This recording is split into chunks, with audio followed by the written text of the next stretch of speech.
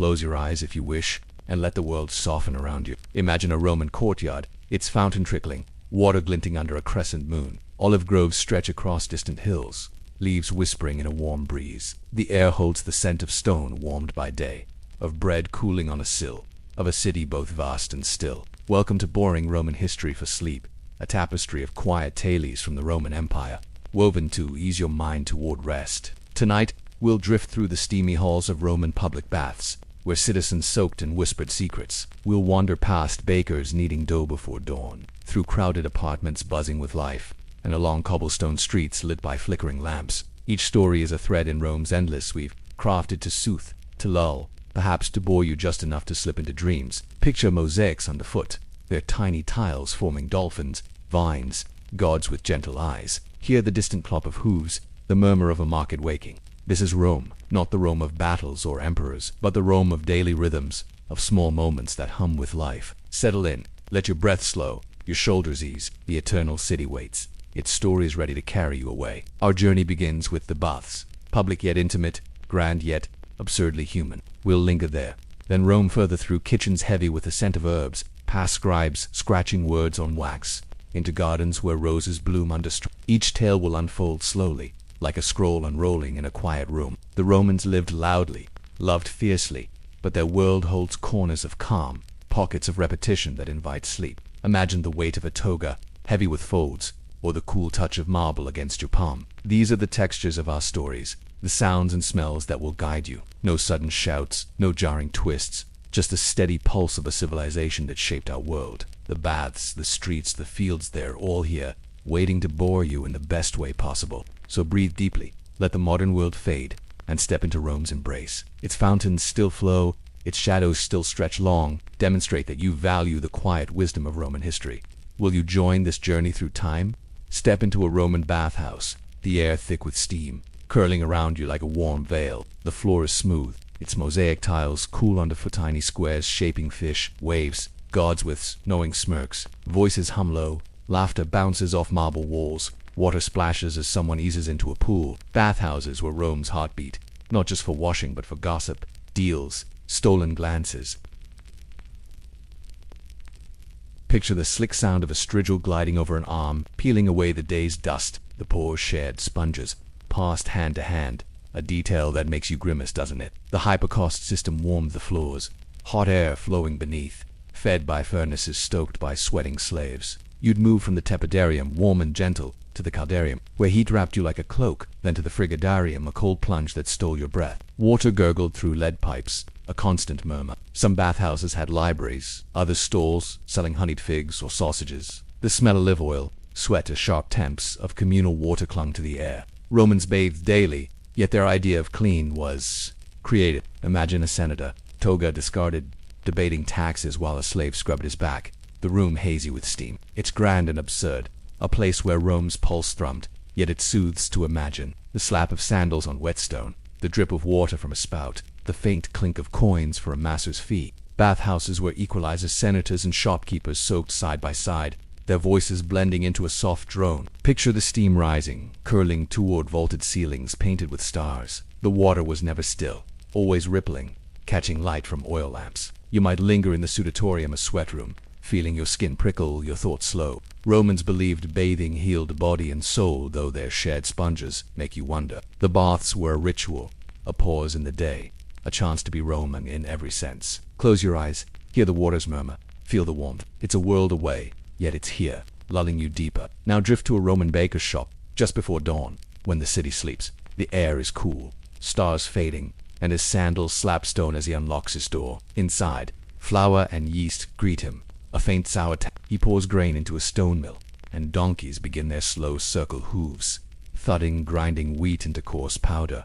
Dust rises, settling on his arms, his tunic. His hands knead dough, sticky and warm, shaping loaves he marks with a stamp his name, his craft. The oven, a brick dome, glows red, its heat stinging his face as he slides loaves inside with a wooden peel. The crackle of crusts forming fills the air, and soon the street hums with customers, coins clinking for warm bread. In Pompeii, archaeologists found loaves, charred but whole, stamped as if waiting for buyers. The baker's life was grit and sweat, fingers dusted white, back aching from sacks of grain, yet there's comfort in the rhythm, the predictable rise of dough, the scent drawing neighbors. Imagine biting into that bread crust, crunching, crumbs falling. The taste's earthy and simple. It's Rome in a bite, baked each dawn. The shop is small, it's counter-warned, flour dusting every surface. A cat slinks by, hunting crumbs. The baker mutters about rising grain prices, his voice lost in the mill's grind. Outside, the city wakes, cartwheels creak, voices call. He barely notices, focused on the next batch. Bread was sacred,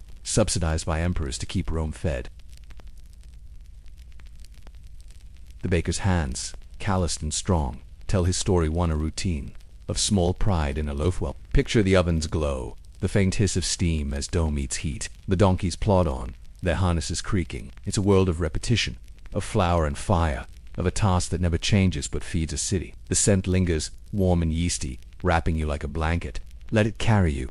Let the rhythm of the mill, the thud of hooves, the crackle of crusts, load you deeper still. Picture a Roman insula, a teetering apartment block where most Romans lived. The walls are thin, patched with plaster, the air heavy with smoke from a neighbor's fire. Your room is small, just a straw mattress and a clay lamp flickering with oil. Outside, a baby cries. Someone argues over spilled lentils. These buildings, often 5 stories tall, leaned precariously, beams creaking in the wind. Fires were common, collapses too. You'd climb a rickety staircase, dodging laundry strung across landings, to reach your door. The latrine, shared by the floor, was a cold stone bench with holes, a sponge on a stickiest. Shared, water came from a fountain down the street, carried in sloshing jugs. At night, the insula boozed snoring footsteps, dice clattering below. Yet there was life, a child's giggle, onions sizzling, a lute played by a sleepless soul. Romans endured the noise, the smells, because this was home. It's chaotic, yet oddly comforting. Imagine lying on that mattress. The lamps glowed, dancing on the ceiling, voices muffled through walls. The air holds a faint whiff of mildew, of oil, of yesterday's stew. Your neighbors are strangers, yet familiar, their coughs, their laughter part of your world. Insulae were fire traps built fast and cheap, but they hummed with stories. A baker lived below, a scribe above, a widow selling herbs across the hall. You'd hear the creak of carts outside, delivering wine or fish. The landlord, grumpy and bald, knocked monthly, demanding rent in clipped tones. Privacy was a dream.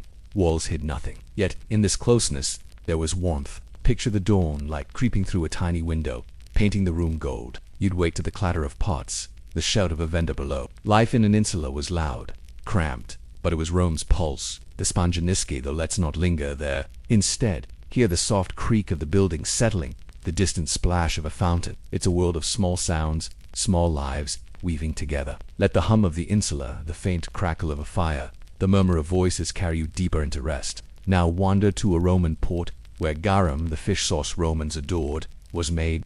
The air stinks of fermenting fish, a pungent cloud that makes your nose wrinkle. Vats lined the shore, filled with fish guts, salt, and thyme, baking under the sun. Workers stir the mix with long poles, their arms glistening with sweat, their banter drowned by gulls screeching overhead. Garum was Rome's ketchup, splashed on everything: bread, meat, even fruit. Wealthy diners praised its umami depth. The poor just ate it to mask stale food. The best garum came from Pompeii or Hispania, aged 4 months, until it was a dark, syrupy liquid. Bottles of it crossed the empire, sealed with wax, labeled with boasts. Finest fish sauce, no sediment. The smell, though, was a nightmare. Markets reeked of it, stalls dripping with spilled sauce, flies buzzing. Imagine a vendor, his apron stained, shouting prices over the din, his breath as fishy as his wares. Producing garum was grim. Workers waited in vats, scooping out bones, their sandals squelching.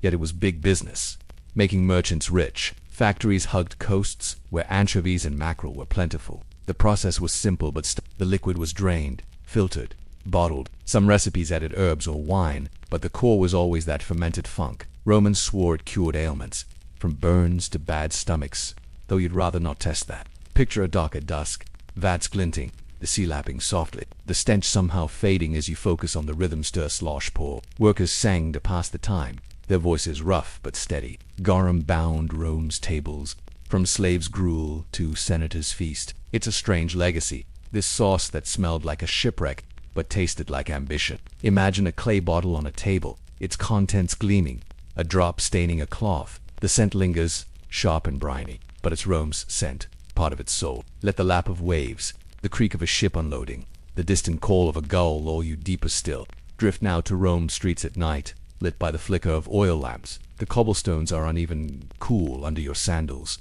worn smooth by countless feet. The air smells of dust, of cooling stone, of wine spilled in a tavern nearby. Cartwheels creep as night deliveries begin. Daytime traffic was banned, so mules plod through the dark, hauling vigils, the night watch, patrol with torches, their boots echoing, their grumbles about the cold fading into shadows. A stray dog barks, a drunk sings off-key, his voice bouncing off walls.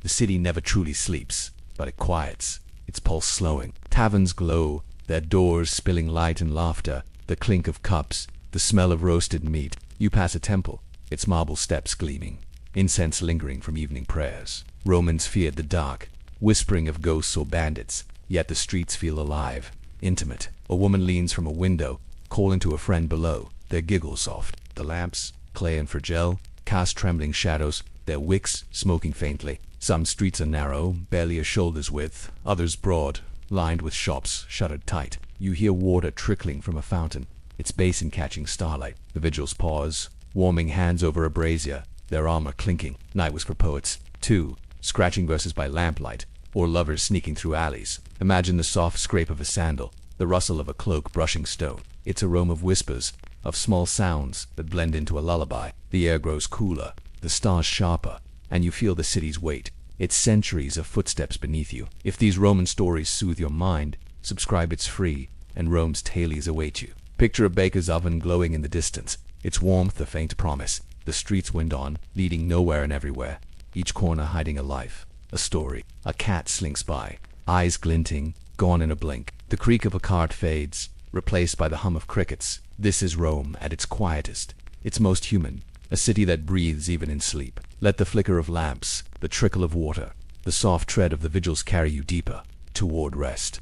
Enter a Roman scriptorium, where a scribe works by the light of a single lamp. The air is dry, heavy with dust from papyrus and parchment. His red pen scratches softly, dipping into ink that smells faintly of soot and vinegar. Wax tablets lie stacked nearby, their surfaces scored with notes, smudged where his thumb pressed too hard. The room is small, its walls bare, the floor cold under his sandals. He copies a poet's verses, his eyes straining to follow the original, his fingers stained black. The work is slow, each letter formed with care, the pen's nib catching now and then, splattering ink. He mutters at the mistake, smooths it with a cloth, continues. Outside, the city hums faintly cartwheels voices, but here, it's just a scratch, dip scratch. Scribes were the empire's memory, preserving laws, letters, epics. Some were slaves, others free, all bound to this quiet labor. A mistake could mean starting over, hours lost. So his hand moves steadily, his breath even. The lamp flickers, casting shadows that dance across the papyrus. He pauses to trim the wick, the knife scrapes sharp in the silence. Ink dries slowly, its sheen catching light. Some scribes worked in pairs, one reading aloud, the other writing, their voices a low drone. But this one is alone, his world, the page before him. Imagine the weight of the pen, light but demanding, the faint cramp in his fingers. Papyrus was costly, imported from Egypt, its texture rough under his palm. Wax tablets were cheaper, reusable, scratched clean with a stylus's blunt end. He might copy a love poem, a tax record, a philosopher's musings, never knowing who'd read it. The air grows cooler as night deepens, the lamps, oil dwindling. He yawns, stretches, but the work pulls him back. It's repetitive, meditative, a task that fills the mind just enough to keep it calm. Picture the scroll unrolling, its edges curling, the ink settling into fibers. The scribe's life was one of small motions, small triumphs, a letter perfectly formed. Let the scratch of the pen, the faint creak of the table, the flicker of the lamp lull you, drawing you deeper into the quiet of Rome. Follow the path of Rome's water, from distant springs to the city's heart. Aqueducts stretch across hills, their arches casting long shadows, stone weathered but unyielding. Water flows steadily, a soft gurgle echoing inside, carried miles to feed fountains, baths, homes. The air near an aqueduct smells of moss, of damp earth, a faint mineral tampes. Engineers, their calculations scratched on wax, built these marvels, sloping them just enough to keep water moving. In Rome, fountains bubble in every square, their basins worn, smooth by hands, dipping for a drink. The sound is constant, a gentle splash, water catching sunlight in arcs. Citizens gather here, jugs in hand, their chatter blending with the flow. Some fountains were grand, adorned with nymphs carved in marble, others simple spouts trickling into troughs.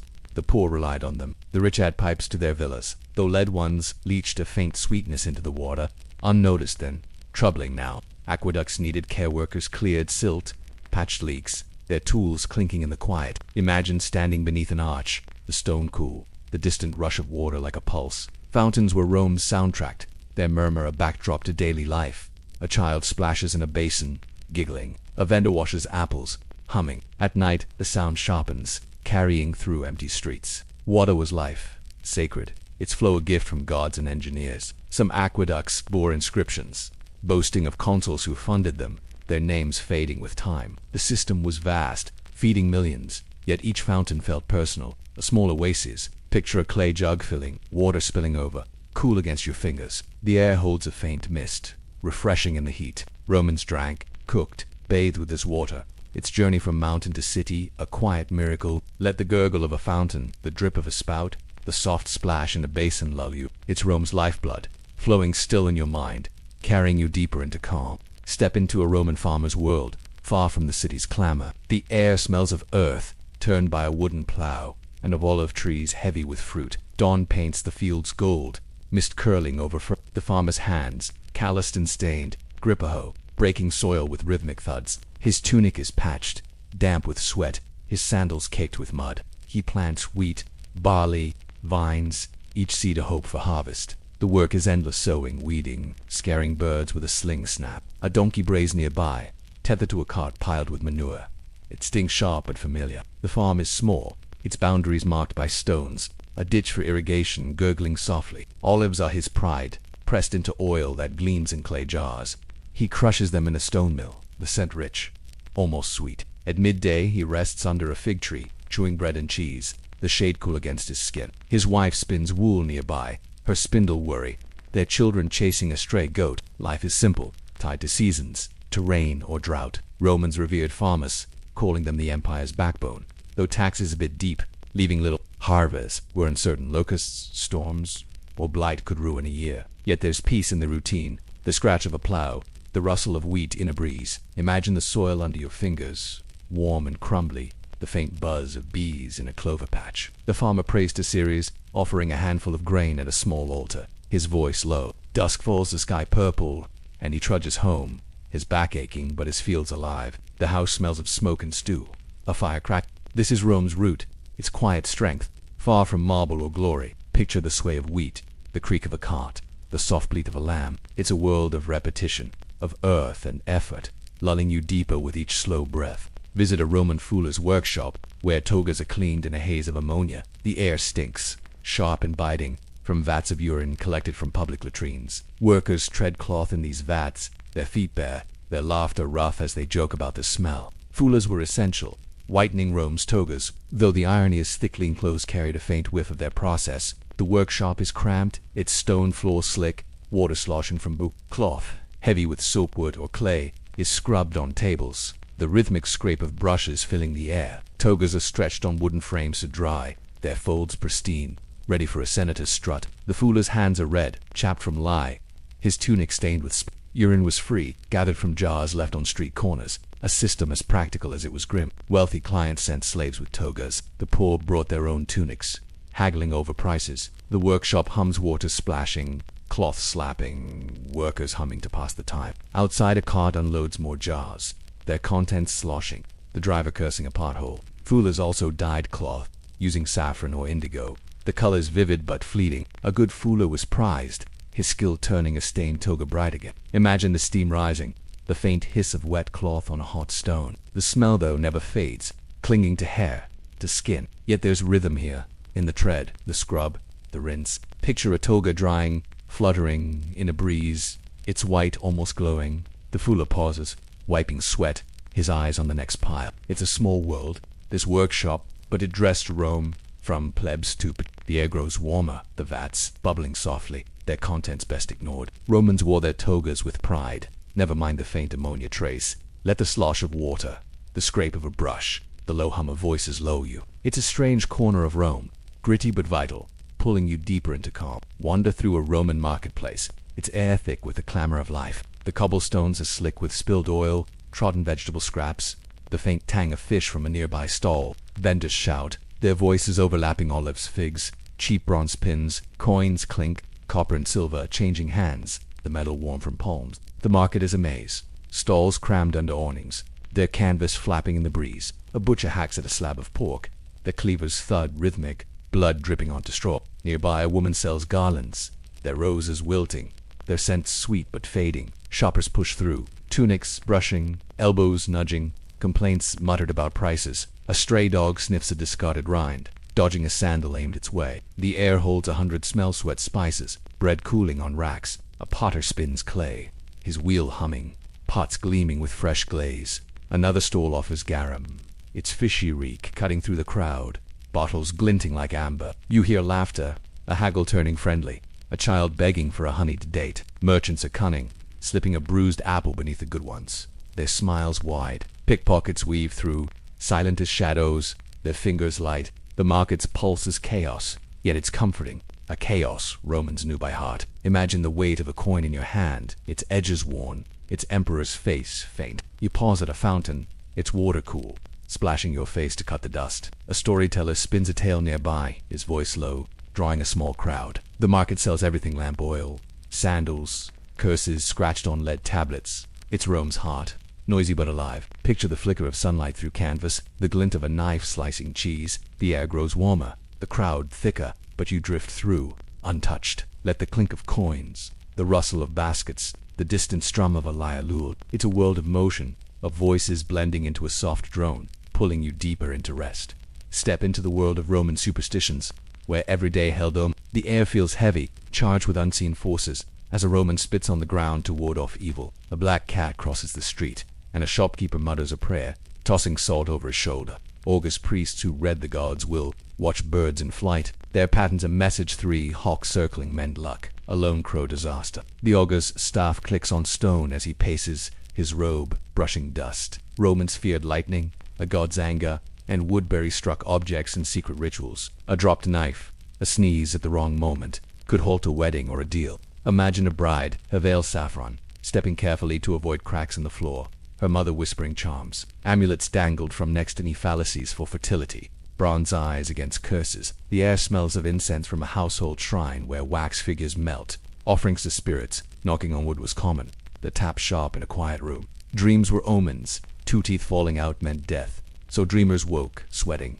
consulting soothsayers. These seers, often wrinkled and dramatic, red entrails, their knives slick, the air sour with blood. Romans carried salt, sprinkled it at thresholds, its grains crunching underfoot. A mirror breaking was dire, 7 years bad luck, a belief that lingers. Picture a merchant pausing at a crossroads, spitting thrice, his coins jangling as he moves. Superstitions shaped life, from naming babies to signing contracts. A child born at midnight was lucky, at noon, doomed. The rituals were endless, repetitive, a rhythm of fear and hope. Imagine the faint chime of a bell hung to scare spirits, its tone soft but constant. Romans laughed at their paranoia but never stopped, their world alive with signs. The air grows still, the incense fading, but the habits remain, small acts of defiance against fate. Let the tap of a staff, the rustle of a robe, the faint crunch of salt lull you. It's a world of whispers, of unseen eyes, drawing you deeper into calm. Follow a Roman road builder, his world one of stone and sweat. The air is thick with dust, kicked up by his hammer striking basalt, the clink echoing across a half-laid path. His tunic clings, damp, his hands blistered from gripping tools. The road stretches straight, cutting through hills, its surface smooth but unforgiving. Workers chant as they haul stones, their voices rough, their sandals crunching gravel. The process is slow. Dig a trench, lay gravel, set heavy slabs, each fitted like a puzzle. The stones are warm from the sun, their edges sharp, cutting if you're careless. Surveyors, with rods and strings, measure angles, their shouts faint in the heat.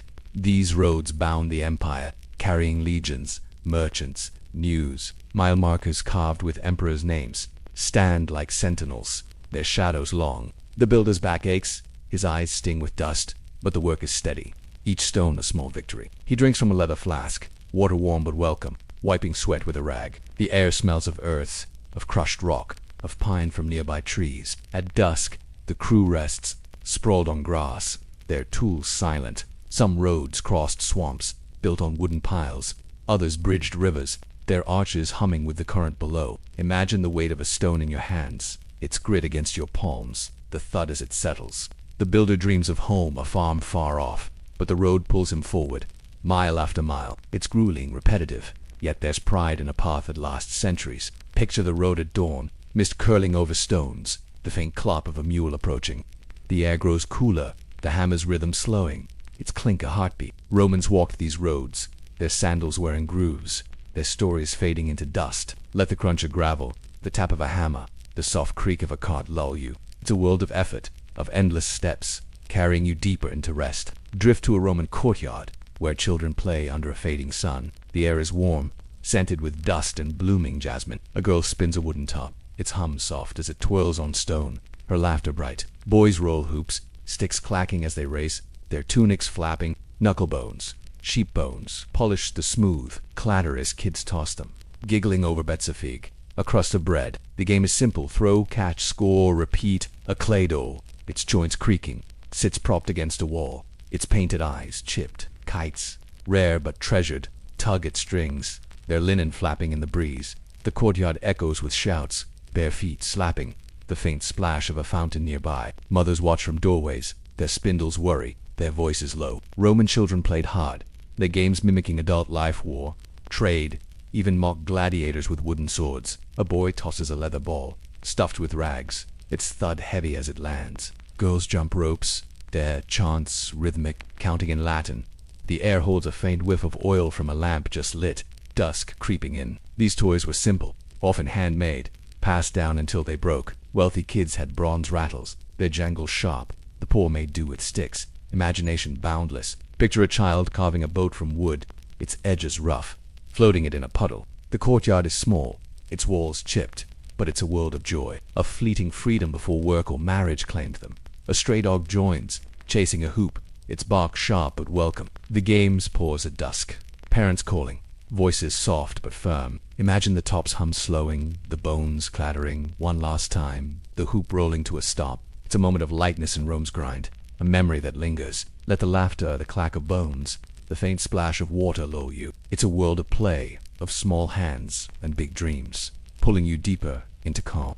Enter a Roman kitchen. It's air-heavy with the scent of roasting herbs. A fire crackles in a stone hearth, its glow dancing on clay pots. The cooker, hands dusted with flour, stirs a pot of lentils, their steam curling upward, earthy and warm. Dormice, a delicacy, roast on skewers, their fat sizzling, a smell both savory and odd. Romans loved strange dishes: zows, udre, stuffed thrush, peacock tongues if you were rich. The poor made do with porridge, thick with barley, or bread dipped in wine. A mortar grinds cumin, its pestle scraping, the spice sharp in the air. Garlic and leeks hang in braids, their tangs mingling with rosemary sprigs. Garum, that fishier sauce, sits in a jar, its lid tight but its whiff escaping. The cook mutters about a late delivery, her knife chopping parsley. A slave fans the fire, sweat beading, the bellows wheezing softly. The kitchen is small, its walls blackened, a tiny window letting in dusk's light. Meals were simple but fussed over sources of mint, vinegar, or honey, each dish a balance of sweet and sour.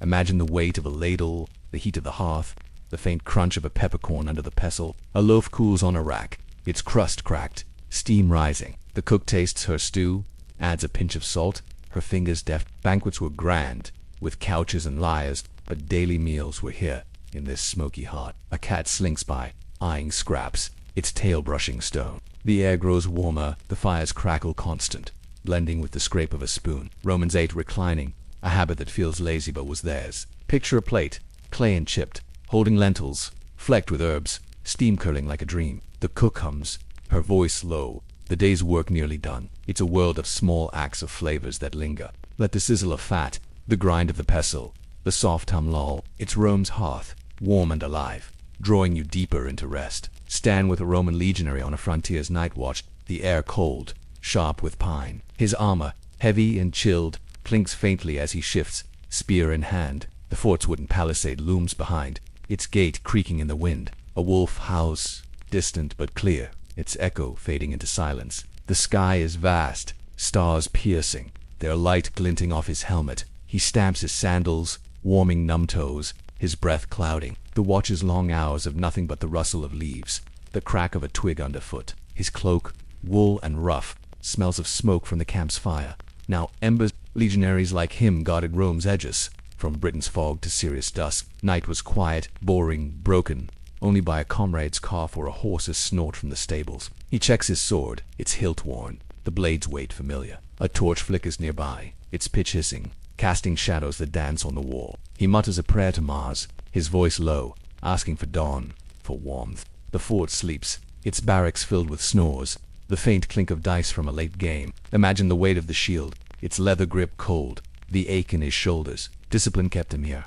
eyes scanning the dark, though nothing stirs. Wolves are the only threat tonight, their eyes glinting if they stray near. He thinks of Rome, a city he's never seen. It's marble, a myth. His world is this post, this spear, this endless night. The air grows colder, the stars brighter, the silence deeper. Picture the torch's glow, the faint creak of his armor, the soft crunch of gravel as he paces. It's a lonely vigil, but there's calm in the routine, the predictability of nothing. Romans built empires on such nights, on men who stood and waited. Let the howl of the wolf, the hiss of the torch, the rustle of the wind lull you. It's a world of stillness, of duty, pulling you deeper into calm. Sit with a Roman writing a letter, his wax tablet glowing under a lamp. The air smells of oil and melted wax.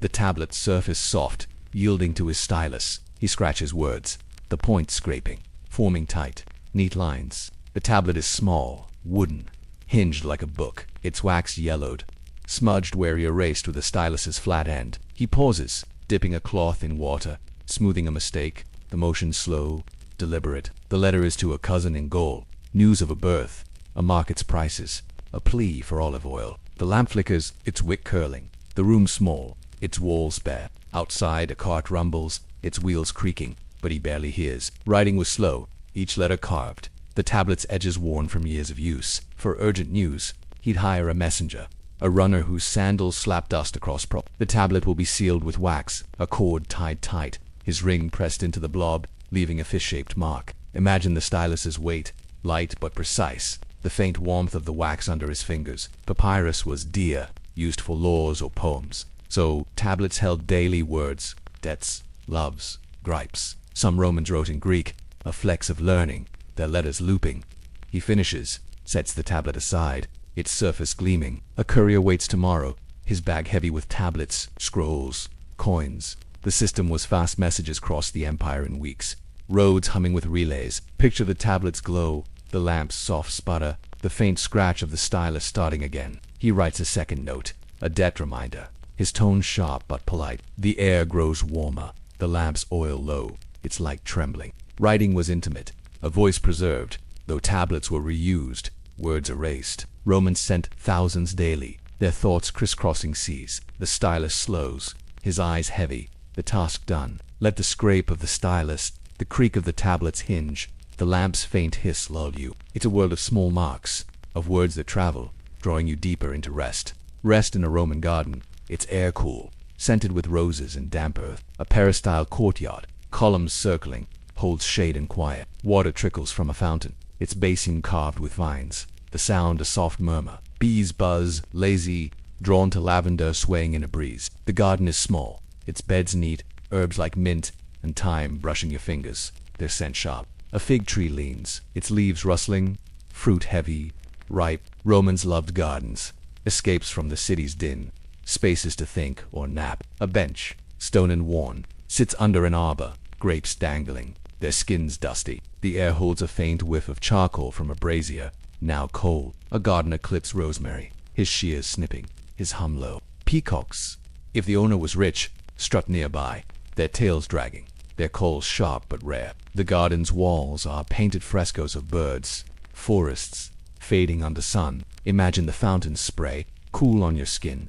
the benches chill through your tunic. Romans dined here, reclining on couches, lyres strumming, wine splashing. But now it's quiet, just the gardener, the bees, the water. A lizard skitters across stone, gone in a blink. The air grows softer, dusk creeping, the sky pink through columns. Gardens were sacred, tied to Venus, their blooms offerings. Wealthy villas had sprawling ones, with ponds and statues, but even Insulae had pots of basil on sills. Picture the rose petals falling, silent, the fountains, ripple catching starlight. The gardener sweeps clippings, his broom whispering, his work slow. It's a world of green, of small lives ants marching, a sparrow bathing in dust. Romans found peace here, their minds easing under open skies. Let the trickle of water, the buzz of bees, the rustle of leaves lull you. It's Rome's quiet heart, a place to breathe, pulling you deeper into calm. Stand beside a Roman sundial, its bronze surface warm under the midday sun, dust motes drifting in the light.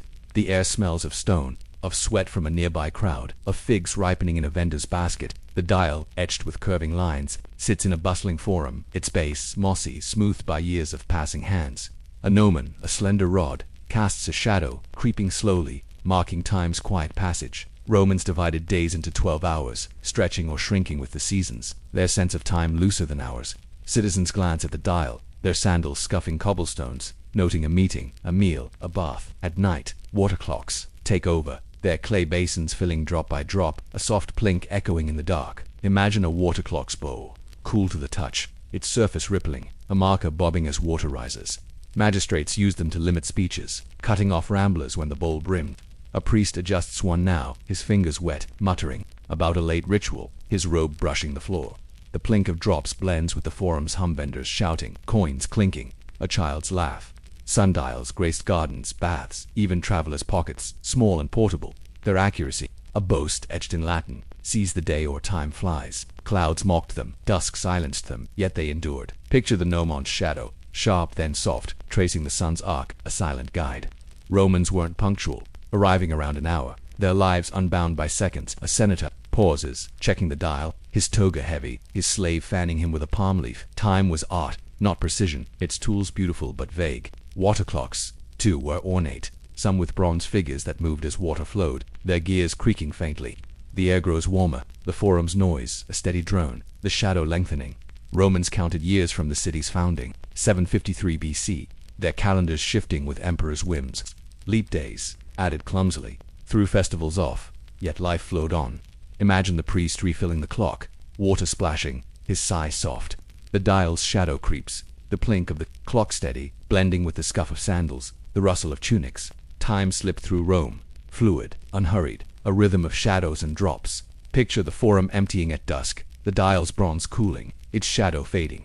The clock drips on, its sound a whisper of hours passing, a gentle nudge toward sleep. Let the plink of water, the hum of voices, the faint creak of a gear lull you, drawing you deeper into Rome's calm, timeless embrace. Wander into a Roman festival, the Saturnalia, where winter's chill meets revelry's warmth. The air smells of pine boughs hung on doorways, of mulled wine steaming in clay cups, of chestnuts roasting over braziers. Streets hum with laughter, tunics swapped for bright, loose robes, masters serving slaves in a topsy-turvy dance. Torches flicker, their pitch hissing, casting shadows that sway on cobblestone. A flute trills, its notes weaving through cheers, as dancers spin, their sandals scuffing, their arms linked. Saturnalia, held in December, honored Saturn, god of plenty, with 7 days of feasting, gift-giving, and mischief. Homes glow with oil lamps, their wicks smoking, tables laden with bread, figs, honeyed dormice. The scent of cinnamon and cloves drifts heavy and sweet, as families exchange wax candles, small tokens of light. Slaves, freed from work, jest with masters, their voices bold, their plates full. A child tosses dice, a Saturnalia gift, their clatter sharp, his giggle brighter. The air grows thick with smoke, with sweat, with the tang of spilled wine. Temples, draped in laurel, host sacrifices pigs, their blood steaming, offered to Saturn's altar. The priests chant low. Outside crowds sing their songs slurred, praising freedom, mocking the year's woes. Imagine a clay cup in your hand, warm, the wine's spice tingling, the crowd's warmth wrapping you. Houses open their doors, strangers welcomed, the poor fed from rich men's tables. A baker, free for once, dances, his apron swapped for a garland, his laughter hoarse. The festival blurred lines, senator, slave, all Romans under Saturn's gaze. Picture a torch's glow, its light catching a girl's earring as she spins. Her skirt flaring, the air cools, stars piercing the sky, yet the revelry holds a pulse of joy. Some overdo it, sprawled in alleys snoring, their cups tipped. Others light candles, their flames trembling, a wish for spring. The flute slows, its melody softer, blending with the crackle of a fire, the clink of a spoon stirring a pot. Saturnalia was Rome's exhale, a week to forget taxes, wars, hunger. Imagine the pine scent, sharp and green, the faint rustle of a bow brushing stone. The crowd thins, voices fading, but the warmth lingers, a memory of light in winters. Dark at the trill of the flute, the hiss of a torch, the soft clatter of dice lull you. pulling you deeper into Rome's festive, fleeting calm.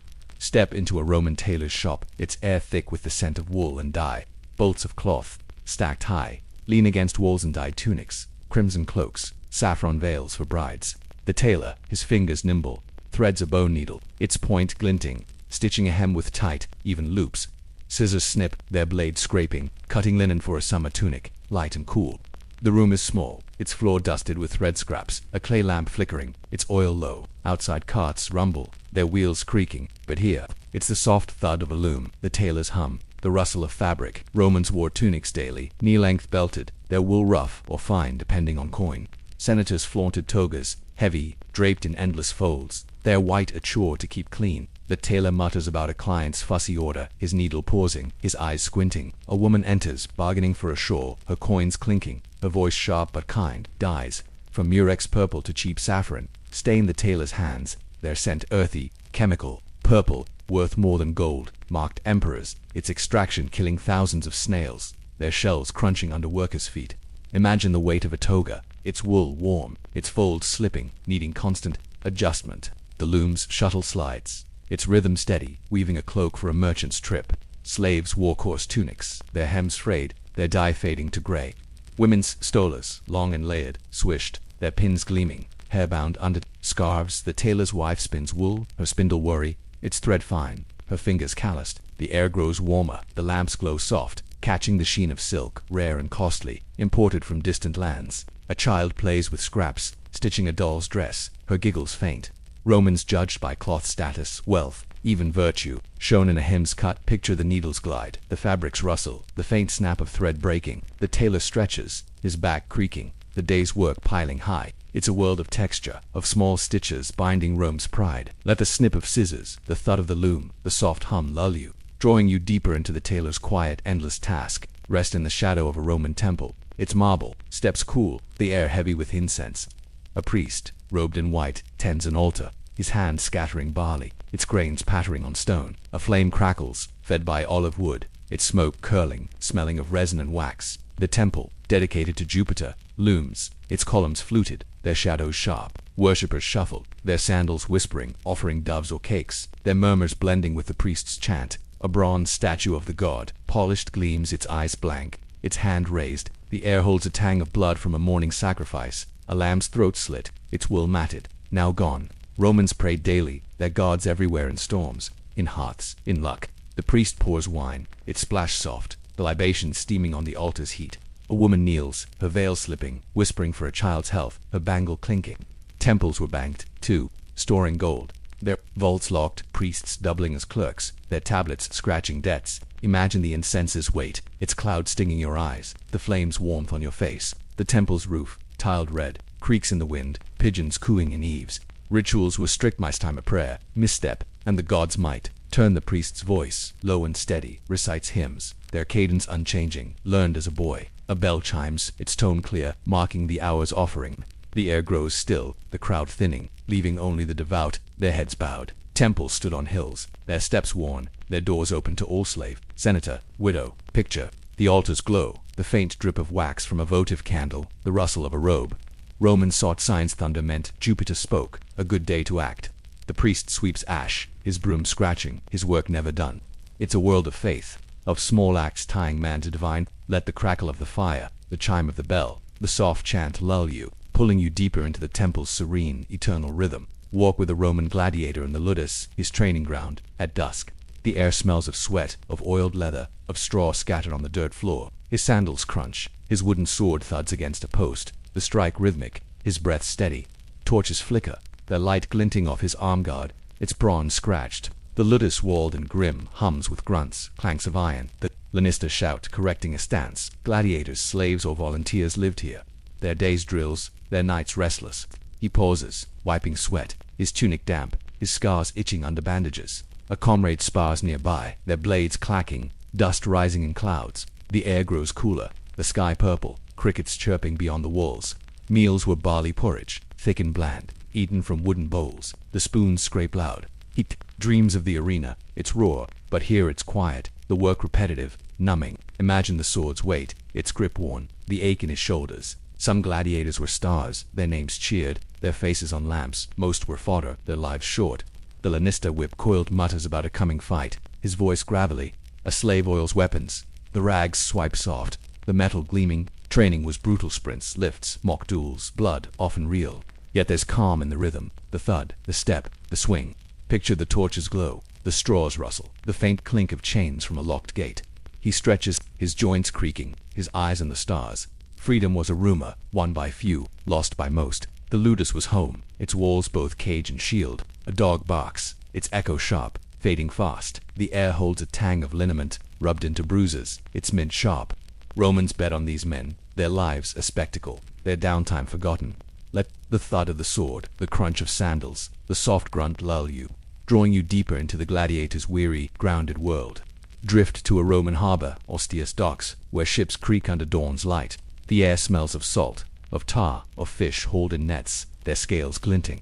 Gulls scream, their wings flapping, as dock workers unload amphorae, their clay clinking, handles worn. A merchant haggles, his voice sharp, coins jingling for wheat from Egypt. The Tiber's mouth laps at the quay, its water murky flecked with foam. Ships their sails furled, rock gently, ropes groaning, masts swaying. A sailor mends a net, his needle stabbing, his hum low, the thread snapping. The harbor buzzes, crates thump, barrels roll, a donkey brays under a load. Warehouses brick and cool, store oil, wine, garum, their doors creaking, their air musty. Imagine the dock's planks splintered, warm underfoot, the seas spray on your face. A lighthouse, stone and squat, burns pitch, its smoke curling, guiding ships through fog. Workers, sun-browned sweat, their tunics stained, their banter rough. A scribe tallies cargo, his stylus scratching wax, muttering about a miscount. Ostia fed Rome, its grain keeping the city alive, its docks never still. Picture a ship's hull, barnacles crusted, its wood groaning as waves nudge. The air grows warmer, the sun climbing, gulls circling a spilled crate.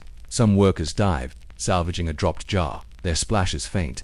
Romans craved spices, marble each ship a lifeline. The merchant seals a deal, his ring pressed into wax. The tablets snap loud. If these Roman stories soothe your mind, subscribe, it's free, and Rome's tales await you. A crane creaks, lifting stone, its ropes taut, its pulley squeaking. The harbor's rhythm is steady load, unload, sail, repeat a pulse of trade. Imagine a coin, its emperor's face worn, passed for a fish, its metal cool. The sailor's net grows, his fingers raw, his work slow but sure. Let the lap of water, the clink of amphorae, the soft hum lull you, pulling you deeper into Ostia's endless, salty dance. Enter a Roman schoolroom, its air dry, heavy with chalk dust. A teacher, his tunic frayed, recites Homer, his voice droning, a stick tapping a desk for rhythm. Boys, aged 7 to 12, sit on benches, their wax tablets gleaming, stilly scratching as they copy lines. The room is small, its walls bare, a single window letting in morning's light. The air cool. Outside, a cart rattles, its driver cursing, but here it's the tap, the scratch, the teacher's chant. Latin and Greek poetry and math filled their days, their tablets smudged, their fingers inked. A boy yawns, earning a sharp glance, his tablet wobbling. The teacher, stern but patient, drills declensions, his voice flat, the words a litany. Amo, AMAs, Mart papyrus was rare, used for final drafts, so wax held their mistakes, erased with the stylus's blunt end. Imagine the tablet's weight, its wax soft, the stylus's scrape faint but constant. Girls, if taught, learned at home, their lessons lighter, their futures wives. The air smells of oil from a lamp, unlit now, and of sweat from unwashed tunics. A child recites, stumbling, his voice small, the class giggling, silenced by a glare. School was discipline, rote learning, the stick's threat real but rare. Picture the bench, hard, splintered, the tablets glow, the faint creak as a boy shifts. Romans valued education, at least for sons, shaping orators, clerks, generals. The teacher pauses, sipping water, his cup clay, chipped. A breeze stirs, carrying dust, the room warming. Lessons ran on to noon, then home to play or work.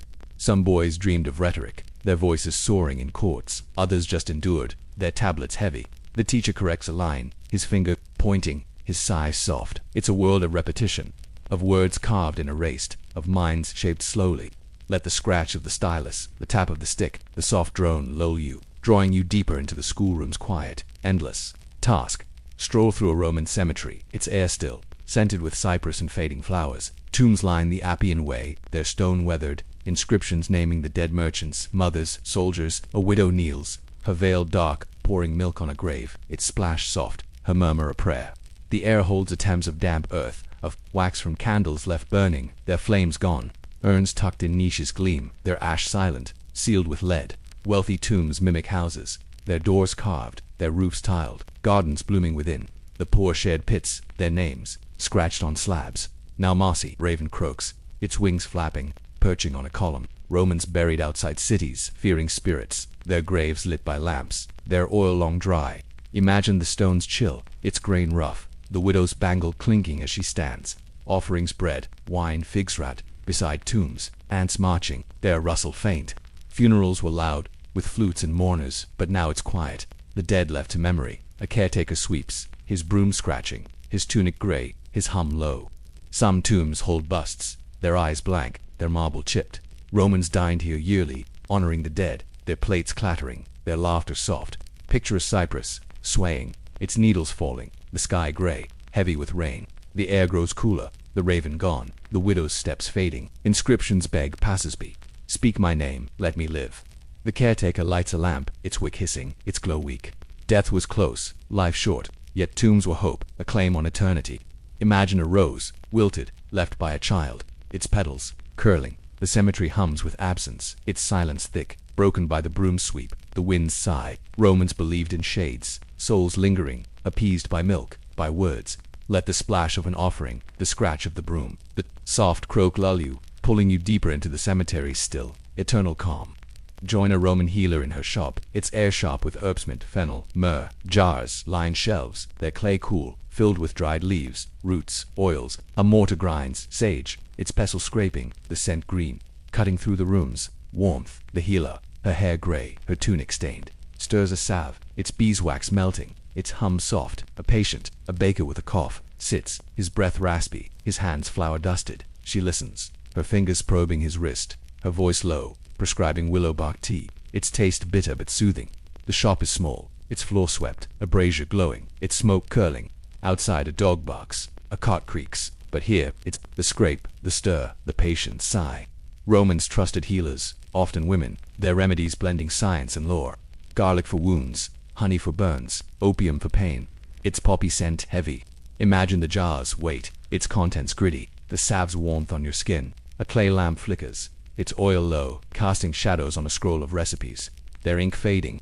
The healer mutters about a late herb shipment, her pestle pausing. Some cures were odd lizard blood for epilepsy, cabbage for everything, its leaves, steaming in pots. The baker coughs, sips a tonic, grimaces, but nods. Wealthy Romans had doctors, Greek trained their tools, sharp. The poor came here, their coins few but welcome.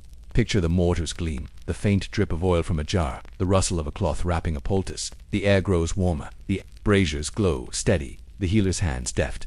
She prays to Asclepius, her altar small, a snake carved in stone, its eyes glinting. It's a world of small acts, of trust in leaves, in hands that heal.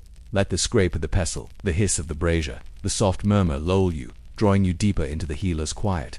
Hopeful craft. Step into a Roman theater, its stone seats cool, the air scented with dust and wild thyme. Actors masked pace a wooden stage, their voices booming, their gestures wide. A comedy unfolds, plotters' words, its plot tangled lovers, misers, clever slaves. The audience, packed, tight laughs, their claps echoing, their tunics bright under the sun. A flute player tucked aside, trills his notes sharp, guiding the actor's rhythm. The stage, painted with columns, creaks, its curtains rustling, dropped by ropes.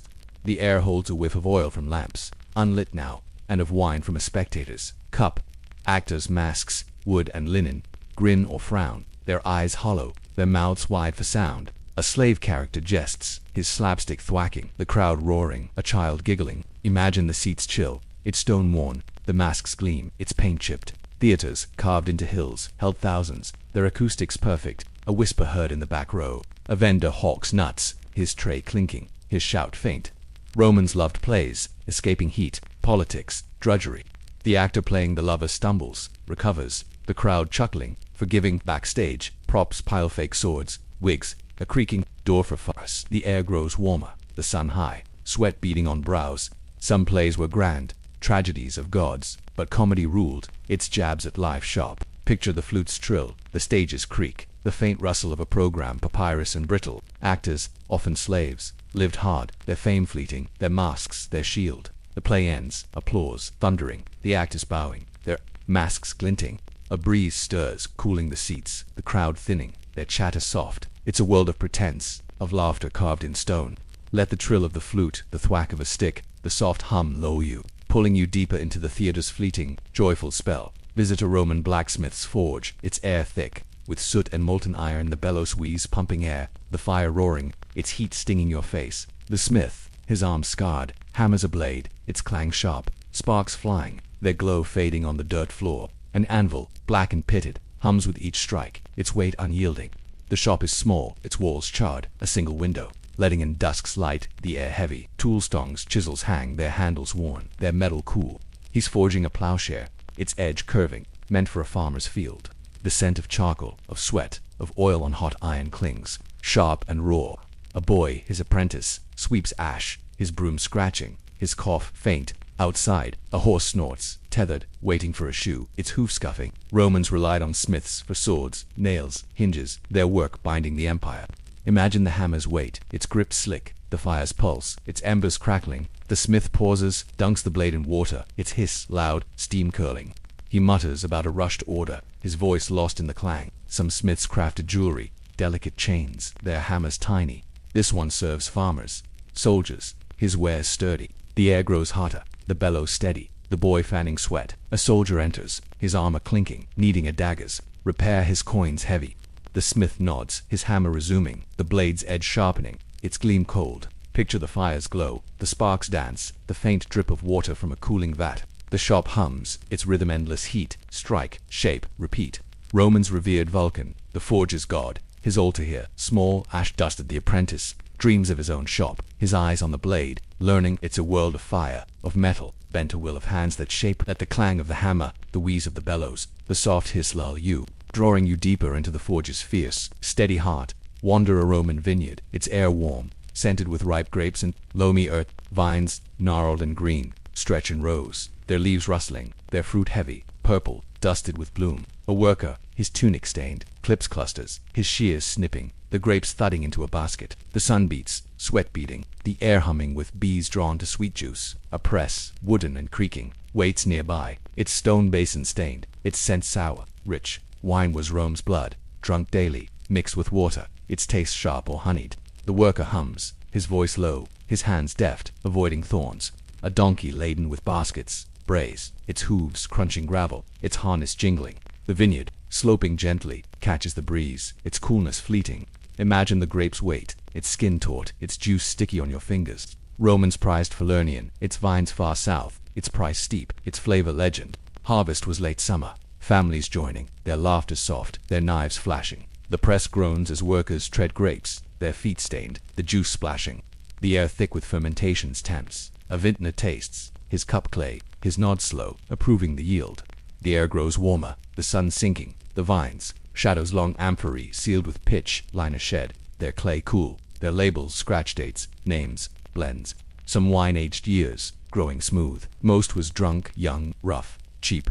Picture the press's creak, the baskets rustle, the faint buzz of a bee.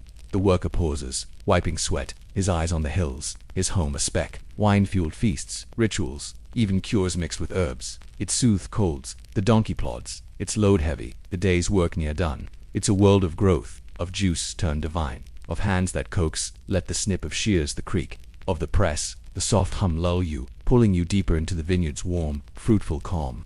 Step into a Roman bathhouse's library, its air cool, scented with papyrus and wax. Shelves, wooden and worn, hold scrolls, their tags dangling, their edges curled. A reader, his tunic loose, unrolls one, its crackle soft, his finger tracing Latin verse, his murmur low. The room, tucked beside the tepidarium, hums with quiet pages turning. A cough, a sandal's scuff, a lamp, bronze and ornate, flickers, its oil sweet, its glow catching the scroll's ink.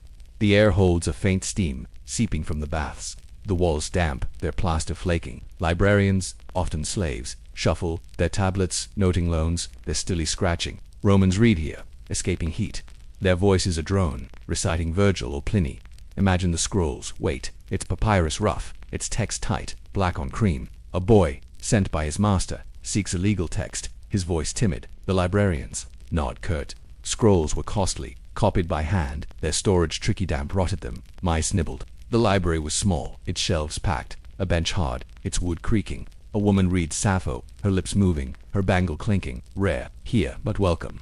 The air grows warmer, the lamp's wick curling, its light trembling. Some libraries held thousands, Alexandria's shadow, but this one's modest. It scrolls local, loved. Picture the pages turn, the faint snap of papyrus, the rustle of a tag. The reader pauses, sipping water, his cup chipped, his eyes heavy. Bathhouse libraries were odd havens, blending sweat and thought. Their quiet a bomb. A slave dusts shelves, his cloth whispering, his work unseen.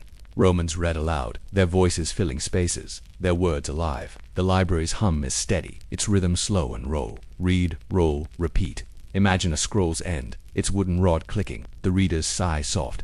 The air holds a whiff of ink, of oil, of steam, blending into calm. It's a world of words, of thoughts preserved, of hands that turn. Let the crackle of papyrus, the scuff of a sandal, the soft murmur lull you, drawing you deeper into the library's still, timeless refuge. Follow a Roman messenger, his sandals slapping dust on a sun-baked road.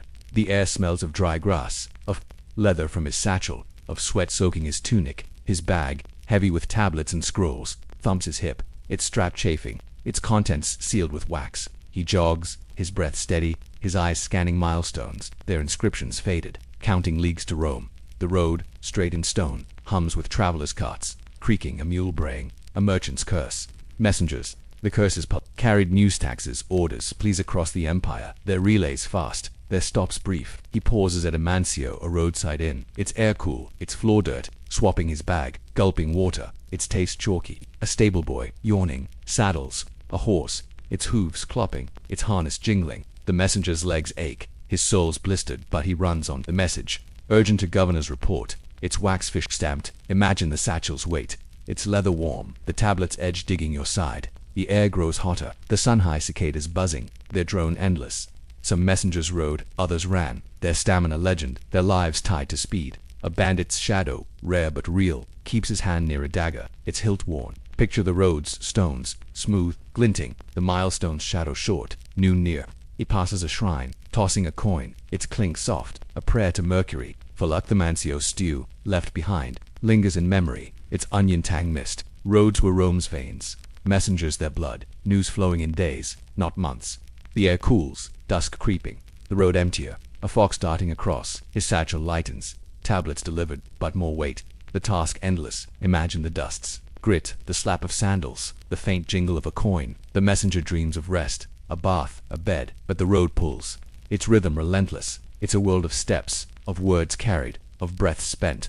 Let the slap of sandals, the creak of a cart, the soft buzz lure you, pulling you deeper into the messenger's tireless, dusty path. Rest in a Roman atrium, the heart of a home. Its air cool, scented with wax and roses.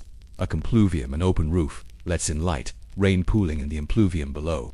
Its water rippling, its basin marble, veined. The floor, mosaic tiled, gleams its patterns, waves, birds fading at edges. A matron, her stola swishing, arranges cushions, their wool soft, their dye red. A brazier glows, its charcoal crackling, its warmth faint, chasing dawn's chill. The air holds a whiff of oil from lamps, their wicks trimmed, their light steady. Slaves sweep, their brooms whispering, their tunics gray, their steps light. The atrium hums, children giggling, a loom's thud, a guest's voice at the door. Romans gathered here, greeting clients, praying at a lorarium, its tiny gods gleaming, incense curling. Imagine the basin's chill, its water clear, the mosaic's tiles cool underfoot. A cat naps, its purr soft, a sunbeam warming its fur. The matron calls for wine, her bangle clinking, a slave's tray clattering. Walls, painted with frescoes, gardens, myths flake, their colors vivid still. The air grows warmer, the compluvium's light shifting, shadows dancing. Atrium life was ritual, morning salutes, evening meals, the family's pulse. A grandfather, his chair creaking, tells tales, his voice low, his hands knotted. Picture the cushions give, the braziers glow, the faint drip of rain in the basin. The loom pauses, the weaver stretching, her spindle still. Romans built homes around this space, its openness a stage, its quiet a haven. A dog barks, its echo sharp, a neighbor's gate slamming. The matron inspects a fresco, her finger tracing a crack, her sigh soft. It's a world of small acts, a family bound by stone and light. Let the crackle of the brazier, the ripple of water, the soft purr lull you, drawing you deeper into the atrium's warm, timeless embrace. Step into a Roman mint, its air thick with metal and sweat.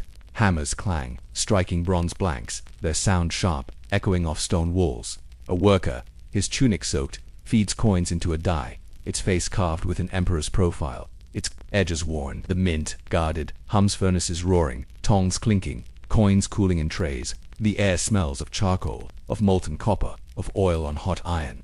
A scribe tallies output, his stylus scratching clay, his mutter lost in the din. Coins, Cestus's denarii pile, their faces gleaming, their weight tested by a scale's clink. Romans spent these daily, their metal warm, their edges smooth from hands. Imagine a coin's heft, its emperor stern, its reverse a temple, crisp. The worker pauses, wiping soot, his hands blackened, his eyes on the next blank. A guard, his sword sheathed, paces, his armor creaking, watching for theft.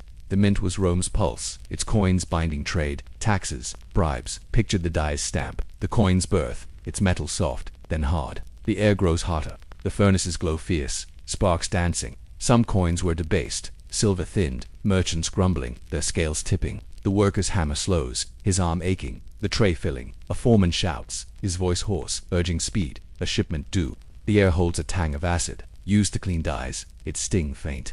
Coins spilled across the empire, their clink in markets, temples, taverns. Imagine the trays gleam, the hammer's thud, the faint hiss of a cooling coin. The scribe seals a tablet, its wax cracking, the day's count done. It's a world of metal, of value struck, of hands that shape wealth. Let the clang of the hammer, the clink of coins, the soft scratch lull you, pulling you deeper into the mint's fierce, rhythmic heart.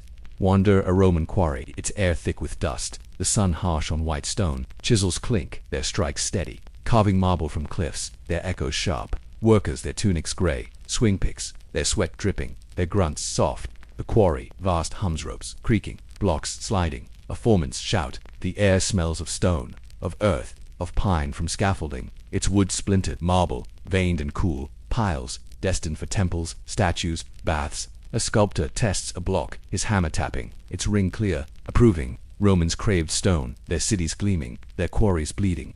Imagine the chisel's bite, its steel cold, the stone's dust coating your hands. The worker pauses, sipping water, its jug clay, its taste gritty. A cart ox-drawn groans, its wheels crunching, hauling slabs to ships. The air grows warmer, the dust thicker, eyes stinging, throats dry. Some workers carve here, roughing statues, their mallets thudding, chips flying. Picture the block's sheen, its veins swirling, the rope's taut snap as it lifts. The foreman paces his tablet scratching, tracking yields, his voice curt. Quarries were empire's roots, their stone Rome's face, its weight crushing. A hawk circles, its cry faint, the cliff's shadow cooling. The worker's chisel slips, sparking, his curse soft, his hand steadying. The air holds a whiff of oil, from lamps lit at dawn, now gone. Marble traveled far, its journey slow, its value high. Imagine the cart's creak, the chisel's clink, the faint thud of a mallet. The worker dreams of shade, his back bent, his task endless. It's a world of stone, of cuts that build, of hands that break. Let the clink of the chisel, the creak of the rope, the soft grunt lull you, pulling you deeper into the quarry's harsh, steady pulse. Step into a Roman bakery's storeroom, its air cool, heavy with grains, earthy scent, sacks, burlap and coarse pile high, their wheat rustling, their weight settling. A clerk, his tunic dusted, counts them, his stylus scratching a tablet, its wax gleaming, his mutter low. The room brick-walled, hums mice skittering, a scoop's clink, a sack's thud. The air smells of flour, of mold, of oil from a lamp, its wick curling. Grain, Rome's lifeblood, feeds millions, its flow guarded, its lost treason. The clerk tests a handful, its kernels hard, his fingers sifting, his nod slow. A slave hauls a sack, his grunt soft, his sandals scuffing, dust rising. Outside, ovens roar, their heat faint here, their bread scent distant. Imagine the sack's weight, its weave rough, the grains grit under your nails. The clerk seals a tablet, its wax cracking. The count sent to magistrates. Grain came from Egypt, Sicily, its ships docking, their holds creaking, their crews hoarse. The air grows still, the lamps glow steady. The mice boulder.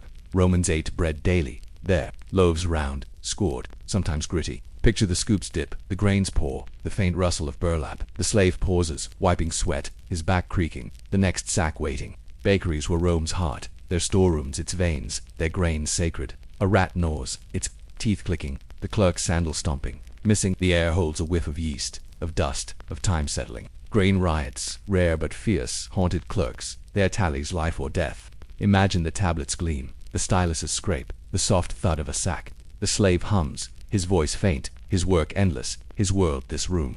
It's a world of counts, of grains that feed, of hands that tally. Let the clink of the scoop, the rustle of grain, the soft mutter lull you, pulling you deeper into the storeroom's quiet. vital calm, drift to a Roman chariot maker's workshop, its air thick with sawdust and resin.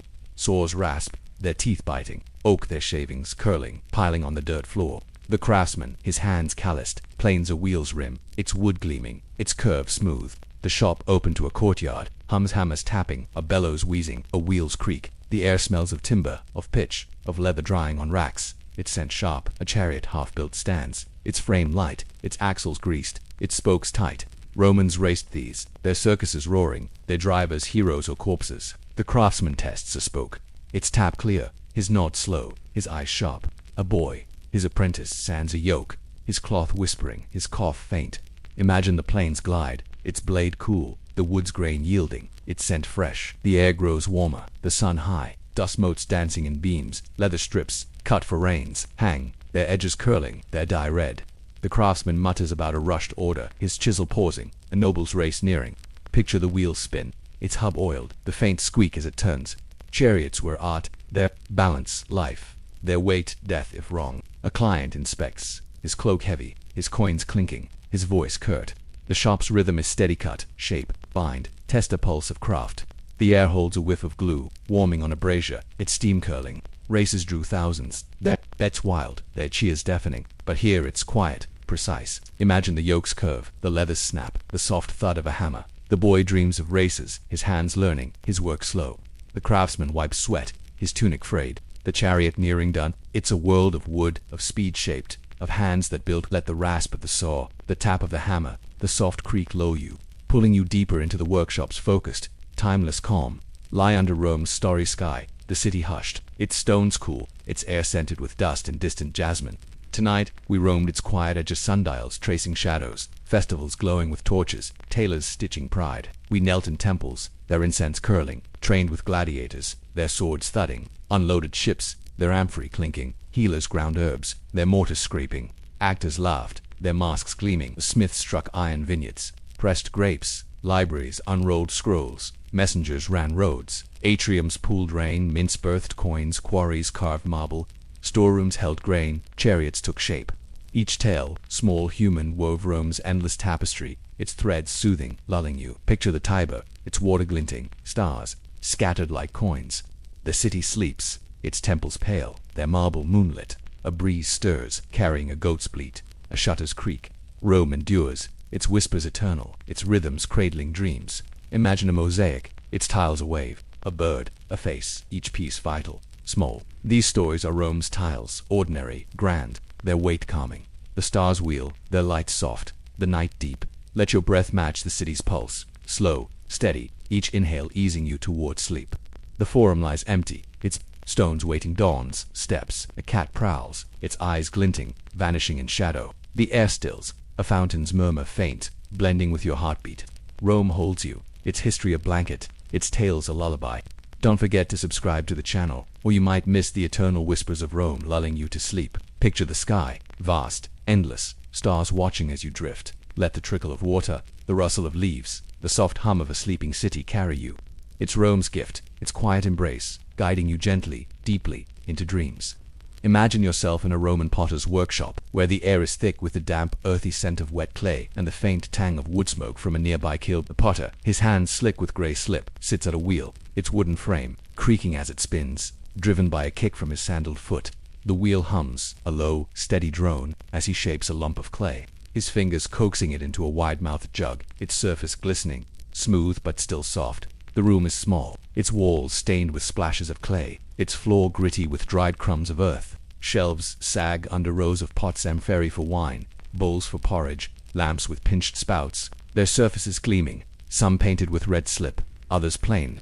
A clay lamp flickers on a table, its oil pooling, its wick curling, casting trembling shadows across the potter's face, lined with concentration. Outside, a cart rumbles past, its wheels grinding on cobblestone.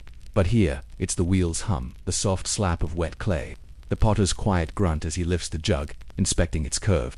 Romans used pottery for everything: cooking, storing, drinking, even burying ashes, and potters were the empire's unsung craftsmen, their wares in every home, from slave's hovel to senator's villa. The clay, dug from riverbanks, smells of mud and time, its texture gritty until kneaded smooth. The potter's hands, calloused and cracked, move with practiced ease, shaping a handle, curling it just so, his thumb smoothing a seam. A boy, his apprentice, sweeps the floor, his broom whispering, kicking up dust that catches the lamplight. The kiln, a dome of brick outside, glows faintly, its heat seeping through the wall, a reminder of the fire that will harden these soft forms. The potter mutters about a cracked batch, his voice low, lost in the wheel's rhythm. Some pots are stamped his initials, a leaf, a boast of quality pressed into the base before firing. The air grows warmer, the lamps glow softer. The clay's scent stronger as he starts another piece, a shallow dish, its rim flaring under his touch. Pottery was cheap but vital, its shapes telling stories. Amphorae with pointed bases for ships, wide bowls for mixing dough, tiny unguentaria for perfumes. The apprentice stacks firewood, its bark rough, its thud muffled, preparing for the kill's next load. The potter pauses, wiping sweat with a rag, his eyes on the jug, now drying, its surface dulling as moisture fades.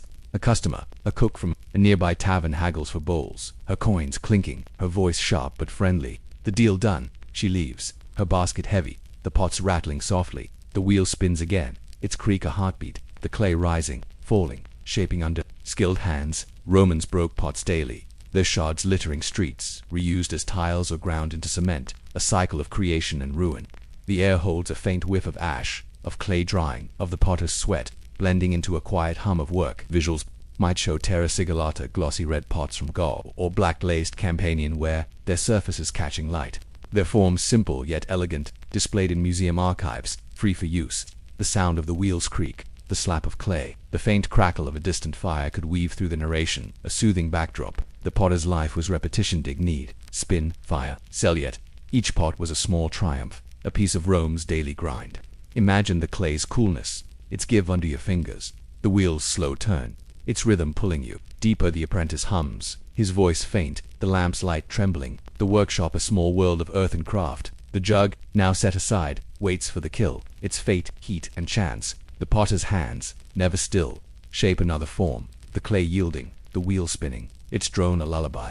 This is Rome's quiet pulse, its pots holding wine, oil, grain, life itself. They're making a meditation. The air grows still, the lamp's oil low, the wheels hum steady unbroken. Let the creak of the wheel, the slap of clay, the soft thud of a pot set down carry you, easing you into the potter's endless, grounding task. A world where hands shape earth into eternity, lulling you toward sleep. Drift to a Roman bridge, its stone arches spanning a river, the air cool with mist and the scent of wet moss. Water gurgles below, its current steady, swirling around piers worn smooth by years of flow. A mason, his tunic patched, chips at a block, his chisel clinking, its echo sharp against the river's hum. His hands, rough and dusted with grit, fit the stone into an arch, its curve precise, its weight settling with a soft thud.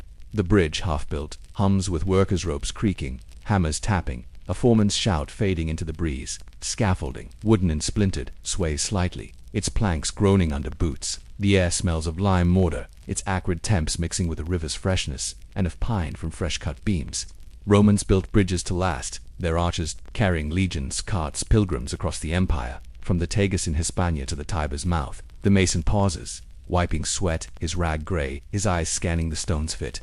A cart crosses a finished span, its wheels rumbling, its driver whistling, a sack of grain thumping. The bridges, stones quarried miles away, are heavy, their surfaces pocked, their edges sharp until smoothed. Workers chant, hauling a block, their voices low, their rhythm steady, ropes taut, pulleys squeaking. The air grows warmer, the sun climbing, mist burning off, the river glinting. A surveyor, his rod leveled, squints, his tablet scratching measurements, ensuring the arch's curve holds. Bridges were marvels, their keystones locking tons of stone, defying floods, their builders unsung.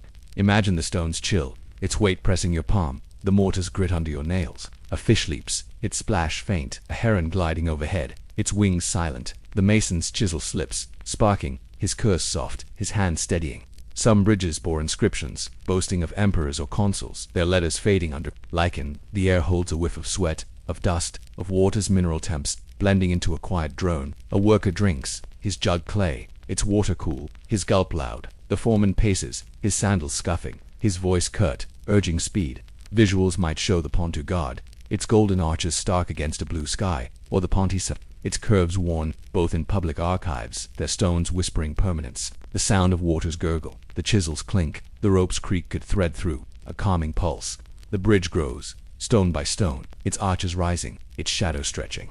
A boy, the mason's son, carries tools, his arms thin, his steps careful, learning the trade. Romans crossed these spans daily, their sandals wearing grooves, their chatter lost to time. The air cools, dusk creeping, the rivers hum louder, the worker's voices softening. The mason fits another stone, its thud final, his nod slow, satisfied. Bridges bound the empire, their arches a promise of connection. They're making a slow dance of precision.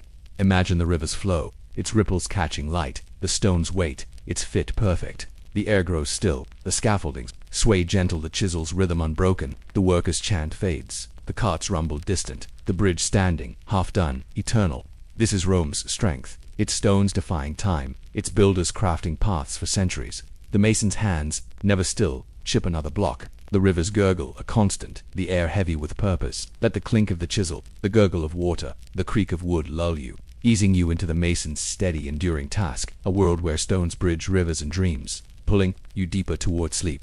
Step into a Roman taberna, a roadside tavern, its air warm with the scent of roasting lamb and spilled wine. A fire crackles in a hearth, its logs hissing, its glow dancing on clay cups stacked on a counter.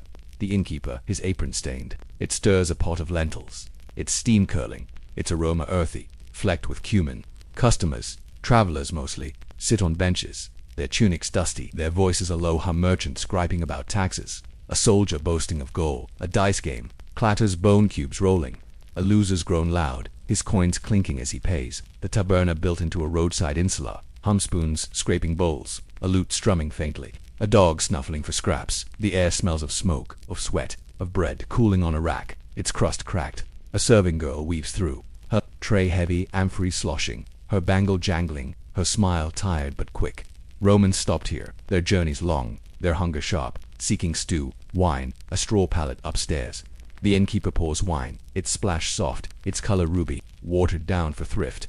A traveler, his cloak mud-stained, haggles for a room, his voice rough, his coins few. The air grows thicker, the fire's warmth heavy, the lute's notes slower, sadder. Walls, plastered and peeling, bear graffiti names, curses, a crude sketch of a horse, scratched with a knife. Imagine the cup's weight, its clay cool, the wine's tang sharp on your tongue. A cat leaps, its paws silent, chasing a crumb, its eyes glinting. The taberna's counter, worn smooth, holds jars of olives, their brine sharp, their pits littering the floor. A drunk Swayze song off-key, his friends chuckling, their benches creaking. The air holds a whiff of garlic, of oil from a lamp, its wick curling, its light trembling. Visuals might show Pompeii's taverns, their counters inlaid with marble, amphory embedded in stone, or Herculaneum's thermopolia, their jars sunk in rows, both in public archives, their colors vivid. The sound of the fire's crackle, the dice's clatter, the lute strum could weave through. A soothing rhythm. The innkeeper tastes his stew, his spoon wooden, his nod slow, approving. A fight brews, voices rising, but the soldier's glare quells it, his hand on his dagger. The taberna was Rome's crossroads, its tables holding stories loves lost, deals struck, bets won. The girl refills a cup, her paw steady, her arm aching. The air grows warmer, the fire's glow softer, the hum of talk a drone. A traveler sleeps, his head on the table, his snore faint, his pack at his feet. The innkeeper counts coins, their clink rhythmic, his mutter about a slow night lost in the lute's tune. Romans ate fast, their meals simple lentils bread, cheese wine yet lingered. The taberna a pause in their road. Imagine the benches creak, the fire's warmth, the faint clink of a spoon on clay. The girl sweeps, her broom scratching, her work endless, her yawn hidden. The air holds a tang of vinegar, of meat sizzling, of life passing through. The taberna's pulse is steady, serve clean, pour, repeat, a haven for the weary. The soldier stands, his armor clinking, his farewell curt, his steps heavy. The lute stops, the player stretching, his fingers raw, the night deepening. This is Rome's heart, its taverns feeding body and soul, their clamor softening to calm. The air grows still, the fires crackle faint, the innkeepers hum a whisper. Let the clatter of dice, the strum of the lute, the soft splash of wine lull you, easing you into the taberna's warm, fleeting refuge, a world where travelers rest and stories drift, pulling you deeper toward sleep. Wander a Roman villa, hypercaust system, its air hot heavy with the scent of burning wood and baked earth. Beneath the floor, a maze of brick pillars, low and blackened, holds up tiles, their surfaces warm, radiating heat into rooms above. A slave, his tunic soaked, stokes a furnace, its roar muffled, its glow painting his face red. He feeds logs, their bark crumbling, their crackles sharp, sparks dancing in the dark. The furnace built into the villa's edge hums, its flue channeling smoke, its draft whistling softly. The air smells of ash, of clay, of the slave's sweat. dripping as he shovels charcoal. Its clink faint. Romans heated grand homes this way. Their floors toasty, their walls sometimes piped with hot air, a luxury for the rich. The slave pauses, coughing, his rag wiping soot, his eyes stinging. Above, a matron walks, her sandals silent, unaware of the fire below. Her room warm, her mosaic floor, gleaming dolphins, vines, gods in blue and red. The hypocauste's pillars, spaced tight, trap heat, their bricks rough, their mortar crumbling from years of fire. Imagine the furnace's heat, its breath scorching, the pillar's warmth under your palm. A bellows, leather and worn, wheezes as another slave pumps, his grunt soft, his arms aching. The air grows thicker, the furnaces roar steady. The logs crackle a pulse. Some villas had baths attached, their calderias steaming, their floors hotter, their slaves working double shifts. The slave checks a flue, his stick tapping, ensuring smoke escapes, not pooling. A rat skitters, its claws clicking, dodging a kicked coal, its glow fading. The air holds a whiff of pitch, of scorched brick, of time baking the system's heart. Visuals might show Villa Adriana's underfloor systems, their brick mazes exposed, or Pompeii's bathhouse hypocausts, their pillars intact, both in public archives, their textures stark. The sound of the furnaces roar, the bellows wheeze, the logs crackle could thread through, a calming drone. The slave's life was heat, soot, endless fires. His world, this dark maze. His rest, a dream, a pipe, terracotta and cracked. Hisses, its steam escaping, its sound sharp. The matron above dines, her laughter faint, her guests praising the warmth, their cups clinking. The hypocauste was Rome's ingenuity, its heat-defying winter, its cost high wood, labor, lives. The slave shovels again, his shovel scraping, his back bent, his rhythm unbroken. The air grows hotter, the furnaces glow fiercer, the pillar's warmth constant. A third slave, young, carries water, his jug sloshing, cooling tools, his steps careful. Romans basked in this heat, their togas shed, their bodies relaxed, the systems hum unnoticed. Imagine the bricks grit, the fire's pulse, the faint steam curling from a pipe. The slave dreams of open air, his lungs burning, his task eternal. The furnace's roar softens, the logs settling, the air heavy with purpose. The hypocauste's maze, unseen, warms a world above, it slaves its silent heart. The bellows pause, the slave stretching, his joints creaking, the fire steady. This is Rome's hidden warmth, its fires burning below, its comfort built on sweat. The air grows still, the furnaces hum faint, the crackle a whisper, let the roar of the fire, the wheeze of the bellows, the soft clink of charcoal lull you, easing you into the hypocauste's dark, ceaseless pulse. A world where heat rises and dreams drift, pulling you deeper toward sleep. Visit a Roman perfumer's stall, its air thick with the scent of rose oil, myrrh, and crushed lavender. Jars, glass and delicate, line a wooden table, their contents gleaming amber, green, gold, their stoppers wax-sealed, their shapes curving, like jewels. The perfumer, her hand soft, uncorks a vial, its aroma sharp, floral, wafting as she dabs it on a buyer's wrist, her smile practiced. The market hums around vendors shouting, coins clinking, a donkey braying, but here, it's the rustle of a cloth wiping a spill, the faint clink of glass, her voice low, praising saffron's warmth. Romans adored perfumes, their elite drenching togas, their slaves scenting rooms, their gods offered frankincense, its smoke curling in temples. The perfumer grinds petals in a mortar, its pestles scraping, the paste sticky, its scent heavy, sweet. A brazier, small and bronze, warms oil, its hiss soft, its glow catching the jar's sheen. The air smells of spice, of resin, of the perfumer's hair, braided with jasmine. A customer, a matron in a stola, haggles for myrrh, her bangle jangling, her purse heavy, her tone firm. The perfumer nods, her fingers deft, wrapping the vial in cloth, its rustle faint. Perfumes were costly, their ingredients cinnamon from India, balsam from Judea traveled seas, their prices rivaling gold. Imagine the vial's coolness, its oil slick, its scent clinging, heady. The air grows warmer, the market's thin a drone, the brazier's heat gentle. A boy, her apprentice, sorts herbs, his hand stained, his hum soft, learning names not cassia oud. The perfumer's table scarred holds scales, their weights clinking, measuring drops, her precision art. Some perfumes hid sweat, others lured lovers, their recipes secret, their makers revered. The air holds a whiff of alcohol, of petals wilting, of wax melting to seal. Visuals might show Pompeii's glass vials, their colors vivid, or Herculaneum's perfume bottles, their shapes elegant, both in public archives, their fragility timeless. The sound of the pestles scrape, the brazier's hiss, the cloth's rustle could weave through a soothing rhythm. The perfumer blends a new scent, her mortar full, her eyes squinting, testing its balance. A thief eyes the store, his shadow, fleeting, her glance sharp, her hand on a jar. The market slows, dusk nearing, the air cooler, the scent sharper. Romans wore perfume like armor, their presence announced, their status clear. The matron leaves, her vial tucked away, her scent trailing, the perfumer counting coins, their clink rhythmic. The apprentice sweeps, his broom scratching, his work endless, his yawn wide. The air grows still, the braziers glow fading, the jar's sheen softening. The perfumer seals a vial, her wax dripping, its sizzle faint, her day done. Perfumes were Rome's breath, their scents masking, enhancing, divine. Imagine the oils glide, its warmth on skin, its aroma wrapping you. The stoles hum a steady grind, blend, sell repeat a pulse of luxury.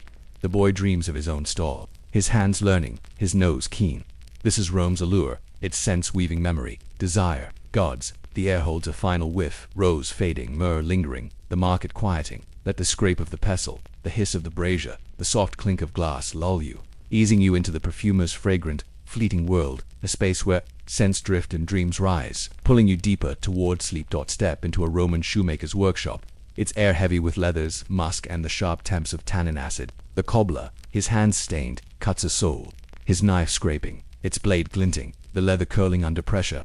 A bench, worn and scarred, holds tools, needles, hammers, their handles smooth, their metal cool. The shop tucked in an alley, hums thread snapping, a mallet tapping. The cobblers hum low, lost in focus. Leather strips, dyed red or black, hang, their edges fraying, their scent rich. Romans wore sandals, their soles hobnailed, their straps knotted, or closed shoes for winter, their stitching tight. The cobbler stitches a sandal, his needle piercing, his thread waxed, its pull steady, his fingers deft. A customer, a merchant, tries a pair, his sandals slapping, his grunt approving, his coins clinking. The air smells of glue, warming on a brazier, its steam curling, and of sweat from a long day. A lamp, clay and chipped, flickers, its oil low, its glow catching the leather's grain. Outside, a child shouts, a cart creaks, but here, it's the knives scrape, the needles tug, the benches creak. Imagine the leather's weight, its surface rough, its give under your fingers. The cobbler pauses, sharpening his awl, its grind soft, his eyes squinting. Some shoes were ornate, their straps embossed, their soles studded for show. Most were plain, built for dust, rain, miles. The air grows warmer, the braziers glow steady, the leather's scent thicker. A slave, his tunic frayed, delivers hides, their stack thudding, his breath heavy. The cobbler inspects, his knife testing, his nod slow, rejecting a flawed piece. Romans walked far, their shoes wearing thin, their repairs constant, the cobbler's trade endless. Visuals might show Pompey's sandals, their soles hobnailed, their straps preserved, or Ostio's leather fragments, their stitches intact, both in public archives, their textures vivid. The sound of the knife's scrape, the mallet's tap, the thread's snap could thread through a calming pulse. The cobbler mutters about a late order, his needle resuming, his rhythm unbroken. A woman enters, her stola swishing, seeking boots, her voice soft, her purse light. The deal done, she leaves, her new soles slapping. The cobbler counting coins, their clink faint. The air holds a whiff of wax, of leather curing, of the brazier's smoke, blending into a quiet hum. If these Roman stories soothe your mind, subscribe, it's free, and Rome's tales await you. The slave sweeps, his broom scratching, his work silent, his yawn wide. The cobbler fits a child's sandal, his hands gentle, the leather small, the fit snug. Romans judged shoes, status, wealth, even tastes shown in a strap's cut. The air grows still, the lamp's glow softening, the benches creak steady. The cobbler stretches, his back aching, his day far from done. Shoes were Rome's steps, their soles carrying dreams, duties, journeys. Imagine the needles tug, the leathers give, the faint clink of a hobnail set. The slave stacks hides, his arms straining, the pile growing, the shop's pulse constant. The cobbler's hum returns, his needle piercing, the sandal nearing. Done, this is Rome's ground, its shoes binding feet to earth. They're making a slow craft. The air holds a final tang, leather fading, glue lingering, the alley quieting. Let the scrape of the knife, the tap of the mallet, the soft hum lull you, easing you into the cobbler's steady, tactile world. A space where leather shapes steps and dreams, pulling you deeper towards sleep. Drift to a Roman apiary, its air warm, buzzing with the hum of bees and the sweet scent of honey. Hives woven from straw stand in rows, their surfaces rough, their interiors alive. Bees crawling, their wings flickering, their drone constant. A beekeeper, his tunic loose, lifts a hive's lid, his hand slow, his veil netting, its mesh fine, shielding his face. Smoke puffs from a clay pot, its embers hissing, its scent sharp, calming the bees, their hum softening. The air smells of wax, of clover, of the beekeeper's sweat, beating as he scrapes honeycomb, its golden cells glistening, its weight heavy. The apiary tucked in a field hums, bees darting, grass rustling, a breeze carrying pollen. Romans prized honey, their sweetener, used in cakes, wine, medicines. Its taste rich, its value high. The beekeeper cuts comb, his knife sticky, its blade scraping, the honey dripping, slow and thick. A jar clay and cool waits, its mouth wide, its surface gleaming, ready to hold the yield. The air grows warmer, the sun high, bees circling, their buzz a pulse. A boy, his helper, carries water, his jug sloshing, cooling the beekeeper, his steps careful.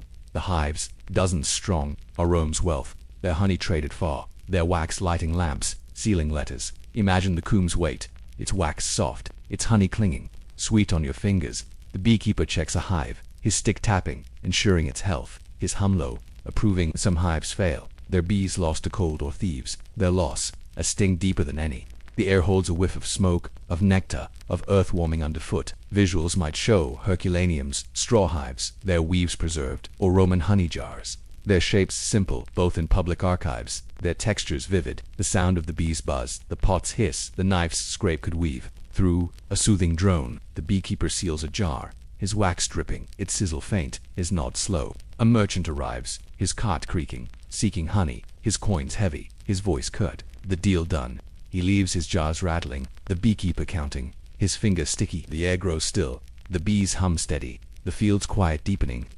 Romans ate honey daily, their cakes sticky, their wounds soothed, their gods offered combs their sweetness divine. The boy refills the pot, his embers glowing, his hands learning, his eyes keen. The beekeeper moves to another hive, his veil swaying, his smoke puffing, the bees partying. The apiary's pulse is alive buzz. Cut, pour, repeat a dance of care. Imagine the honey's glide, its warmth on skin, its scent wrapping you. The air holds a final sweetness, clover fading, wax lingering, the field softening. The beekeeper's hum returns, his knife scraping, the comb yielding, the day's work endless. This is Rome's nectar, its bees weaving wealth, their hum lullaby. The air grows cooler, the sun sinking, the hive's buzz softening, unbroken. Let the buzz of bees, the hiss of embers, the soft scrape lull you, easing you into the beekeeper's warm, living world. A space where honey flows and dreams drift, pulling you deeper toward sleep.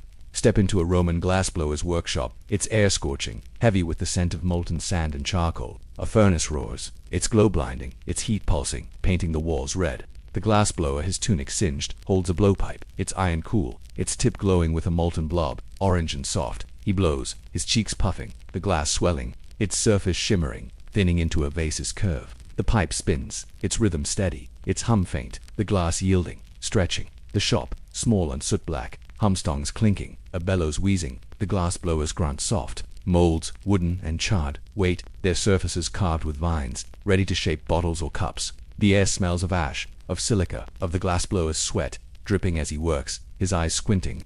Romans loved glass jars for oil, vials, for perfume, windows, for villas. Its clarity, new, its colors dazzling. The glassblower dips the pipe, gathering more melt, its sizzle sharp, its glow fierce. A shelf holds finished pieces, their greens and blues glinting, their edges sharp, their forms delicate. Imagine the pipe's weight, its heat biting, the glass's glow, its form alive. A boy, his apprentice, feeds the furnace, his shovel scraping, his face flushed, his cough faint. The air grows hotter, the furnace's roar constant, the glasses, sheen hypnotic. Some glass was blown freehand, its shapes organic, others pressed, their patterns crisp, their uses endless. The glassblower shapes a rim, his shears snipping, their blades hot, the glass stretching, cooling. A merchant, his cloak heavy, inspects a cup, its handle twisted, his coins clinking, his nod slow. The air holds a whiff of sulfur, of sand baking, of wax sealing crates for trade. Visuals might show Pompeii's glassware, its blues vivid, its shapes preserved, or Ostia's vials, their rims flared, both in public archives. Their clarity timeless, the sound of the furnace's roar, the pipe's hum, the shears snip could weave through a calming pulse. The glassblower pauses, dunking the vase in water, its hiss loud, its steam curling, its color setting. He mutters about a cracked batch, his voice lost in the roar, his hand steady. Glass was Rome's art, its fragility prized, its makers skilled, their lungs scarred. The boy sweeps ash, his broom scratching, his work endless, his eyes on the glow. The air grows still, the furnace's glow softening, the glass's sheen fading, hardening. The merchant leaves his crate rattling, the glassblower starting anew, his pipe spinning, the glass rising. Romans drank from these cups, stored spices, lit rooms with their gleam, their lives brighter. The air holds a final tang, ash fading, silica lingering, the shop quieting. The glassblower's hum returns, his pipe glowing, the vase yielding, the day's work ceaseless. This is Rome's light, its glass catching fire, its makers shaping clarity, heat, beauty. The air grows cooler, the furnaces roar fainter, the glasses hum steady, unbroken. Let the roar of the furnace, the snip of shears, the soft hiss, lull you, easing you into the glassblower's fiery, delicate world, a space where sand turns to dreams, pulling you deeper toward sleep. Wander a Roman stable, its air thick with the scent of hay and horse sweat. Horses whinny, their hooves stomping, their breath clouding in the dawn's chill. A groom, his tunic patched, forks straw, its rustle soft, its dust rising, catching slants of light through wooden slats. The stable, built of brick and timber, hums bridles, jangling a bucket's clank. The grooms hum low, soothing a restless mare. Stalls, their walls worn, hold mounts for couriers, merchants, soldiers, their manes braided, their coats gleaming. The air smells of leather, of oats, of the groom's hands, rough from ropes. Romans rode hard, their horses vital for messages, trade, war, their stables bustling, their care precise. The groom brushes a stallion, his strokes steady, the horse's snort, faint, its muscles twitching. A saddle, leather and padded, hangs, its straps curling, its scent sharp. Imagine the straws prickle, its weight light, the horse's warmth. Under your palm, a boy, his helper, holds water, his jug sloshing, his steps heavy, his yawn wide. The air grows warmer, the sun rising, the stables hum constant, alive. Some horses were prized, their bloodlines tracked, their races cheered. Most were workhorses, their lives labor, their rest here. The groom checks a hoof, his knife scraping, its edge dull, his mutter soft, cleaning mud. A courier arrives, his cloak dusty, his horse lathered, its breath heavy, needing care. The air holds a whiff of liniment, of manure, of wax polishing. Saddles, blending into a quiet drone. Visuals might show Herculaneum's stable carvings, their horses vivid, or Pompey's harness fittings, their bronze green, both in public archives, their details sharp. The sound of the horse's snort, the straws rustle, the bucket's clank could weave through a soothing rhythm. The groom feeds oats, his scoop clinking, the horse's crunch loud, its tail flicking. He mutters about a lame gelding, his hands gentle, his worry deep, his day long. Stables were Rome's pulse, their horses carrying empire, their grooms its unsung heart. The boy sweeps, his broom scratching, his work endless, his eyes on the mare. The air grows still, the stables glow softening, the horses hum steady, calming. The courier leaves, his new mount ready, its hooves clipping. The grooms nod curt. Romans trusted these beasts, their speed life, their care, a craft, their stables home. The air holds a final scent, hay fading, leather lingering, the stable quieting. The groom's hum returns, his brush stroking, the horse settling, the day's work ceaseless. This is Rome's motion, its horses breathing empire, its grooms tending life, warmth, rhythm. The air grows cooler, the sun higher, the stables hum, fainter, unbroken. Let the snort of the horse, the rustle of straw, the soft clank low, easing you into the groom's grounded living world, a space where hooves tread and dreams gallop, pulling you deeper toward sleep. Step into a Roman dye works, its air heavy with the acrid stench of madder, root and urine, used to fix colors, vats, stone and deep bubble, their contents steaming crimson, indigo, saffron, their surfaces swirling, their heat stinging. A dyer, his hands stained purple, stirs a vat, his paddle splashing, its wood worn, his grunt soft. The workshop, open to a courtyard, hums cloth slapping, water sloshing. A worker's hum low, lost in the steam. Bolts of wool, soaked and heavy hang, their drips pattering, their colors vivid, dripping onto stone. Romans loved bright cloth, their tunics, togas, stolas dyed to flaunt wealth, status, taste. The dyer lifts a cloth, his arms straining, its weight sagging, its crimson gleaming, ready for a senator's toga. A brazier, iron and glowing, warms a vat, its coals hissing, its smoke curling. The air smells of chemicals, of wool, of the dyer's sweat, beating as he works. Imagine the cloth's weight, its fibers coarse, its color clinging, warm. A boy, his apprentice, holds urine jars, their slosh grim, his nose wrinkled, his steps careful. The air grows thicker, the vat steam rising, the courtyard's breeze faint, fleeting. Some dyes, like Tyrian purple, cost fortunes, their snails harvested by thousands, their stench legendary. The dyer checks a vat, his stick tapping, its color deep, his nod slow, approving. A merchant, his cloak plain, orders blue, his coins clinking, his voice curt, his deadline tight. The air holds a whiff of ammonia, of herbs, of wax sealing dyed bales, blending into a quiet hum. Visuals might show Pompey's dye vats, their stone-stained or Ostia's cloth fragments, their colors preserved, both in public archives, their hues vivid. The sound of the paddles splash, the brazier's hiss, the cloth's drip could weave through a soothing rhythm. The dyer mutters about a faded batch, his paddle resuming, his rhythm steady, unbroken. The The boy scrubs a vat, his brush scraping, his arms aching, his work endless. Romans wore their dyes like armor, their colors shouting rank, their dye skilled, stained, unsung. The air grows still, the vat's steam softening, the cloths drip constant, calming. The merchant leaves, his bale ready, its weight heavy. The dyer counting coins, their clink faint. The dyer starts another vat, his herbs simmering, their scent sharp, the day's work ceaseless. This is Rome's vibrance, its dyes painting empire, its workers crafting hue, heat, pride.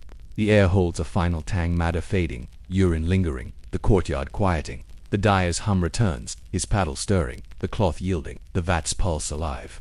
The air grows cooler, the sun sinking, the workshop's hum fainter, steady, unbroken. Let the splash of the paddle, the hiss of the brazier, the soft drip lull you, easing you into the dyer's vivid, pungent world, a space where colors bloom and dreams stain, pulling you deeper toward sleep.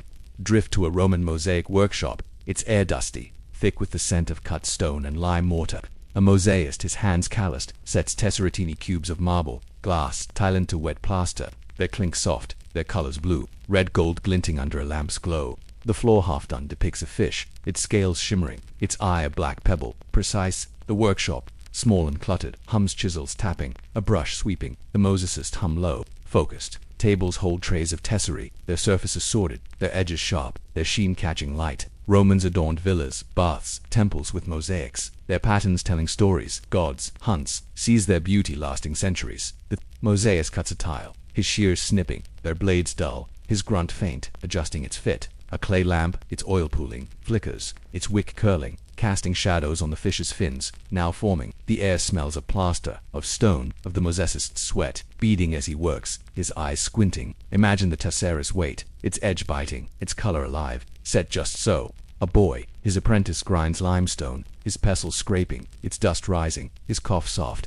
The air grows warmer, the lamps glow steady, the plaster's scent sharp, drying. Some mosaics were grand, covering holes, their artists famed, others small, like this fish, for a merchant's dining room, its cost still high. The mosaicist pauses, wiping dust, his rag gray, his nod slow, approving the fish's curve. A client, his toga heavy, inspects, his sandals scuffing, his voice curt, seeking a vine border. The air holds a whiff of glue, of wax, of earth from the plaster's mix, blending into a quiet hum. Visuals might show Pompeii's Villa of the Mysteries, its mosaics vibrant or Herculaneum's sea scenes. Their tiles preserved, both in public archives, their details sharp, the sound of the chisel's tap, the tessera's clink, the brush's sweep could weave through, a soothing rhythm. The mosaicist mutters about a rushed order, his shears resuming, his rhythm steady, unbroken.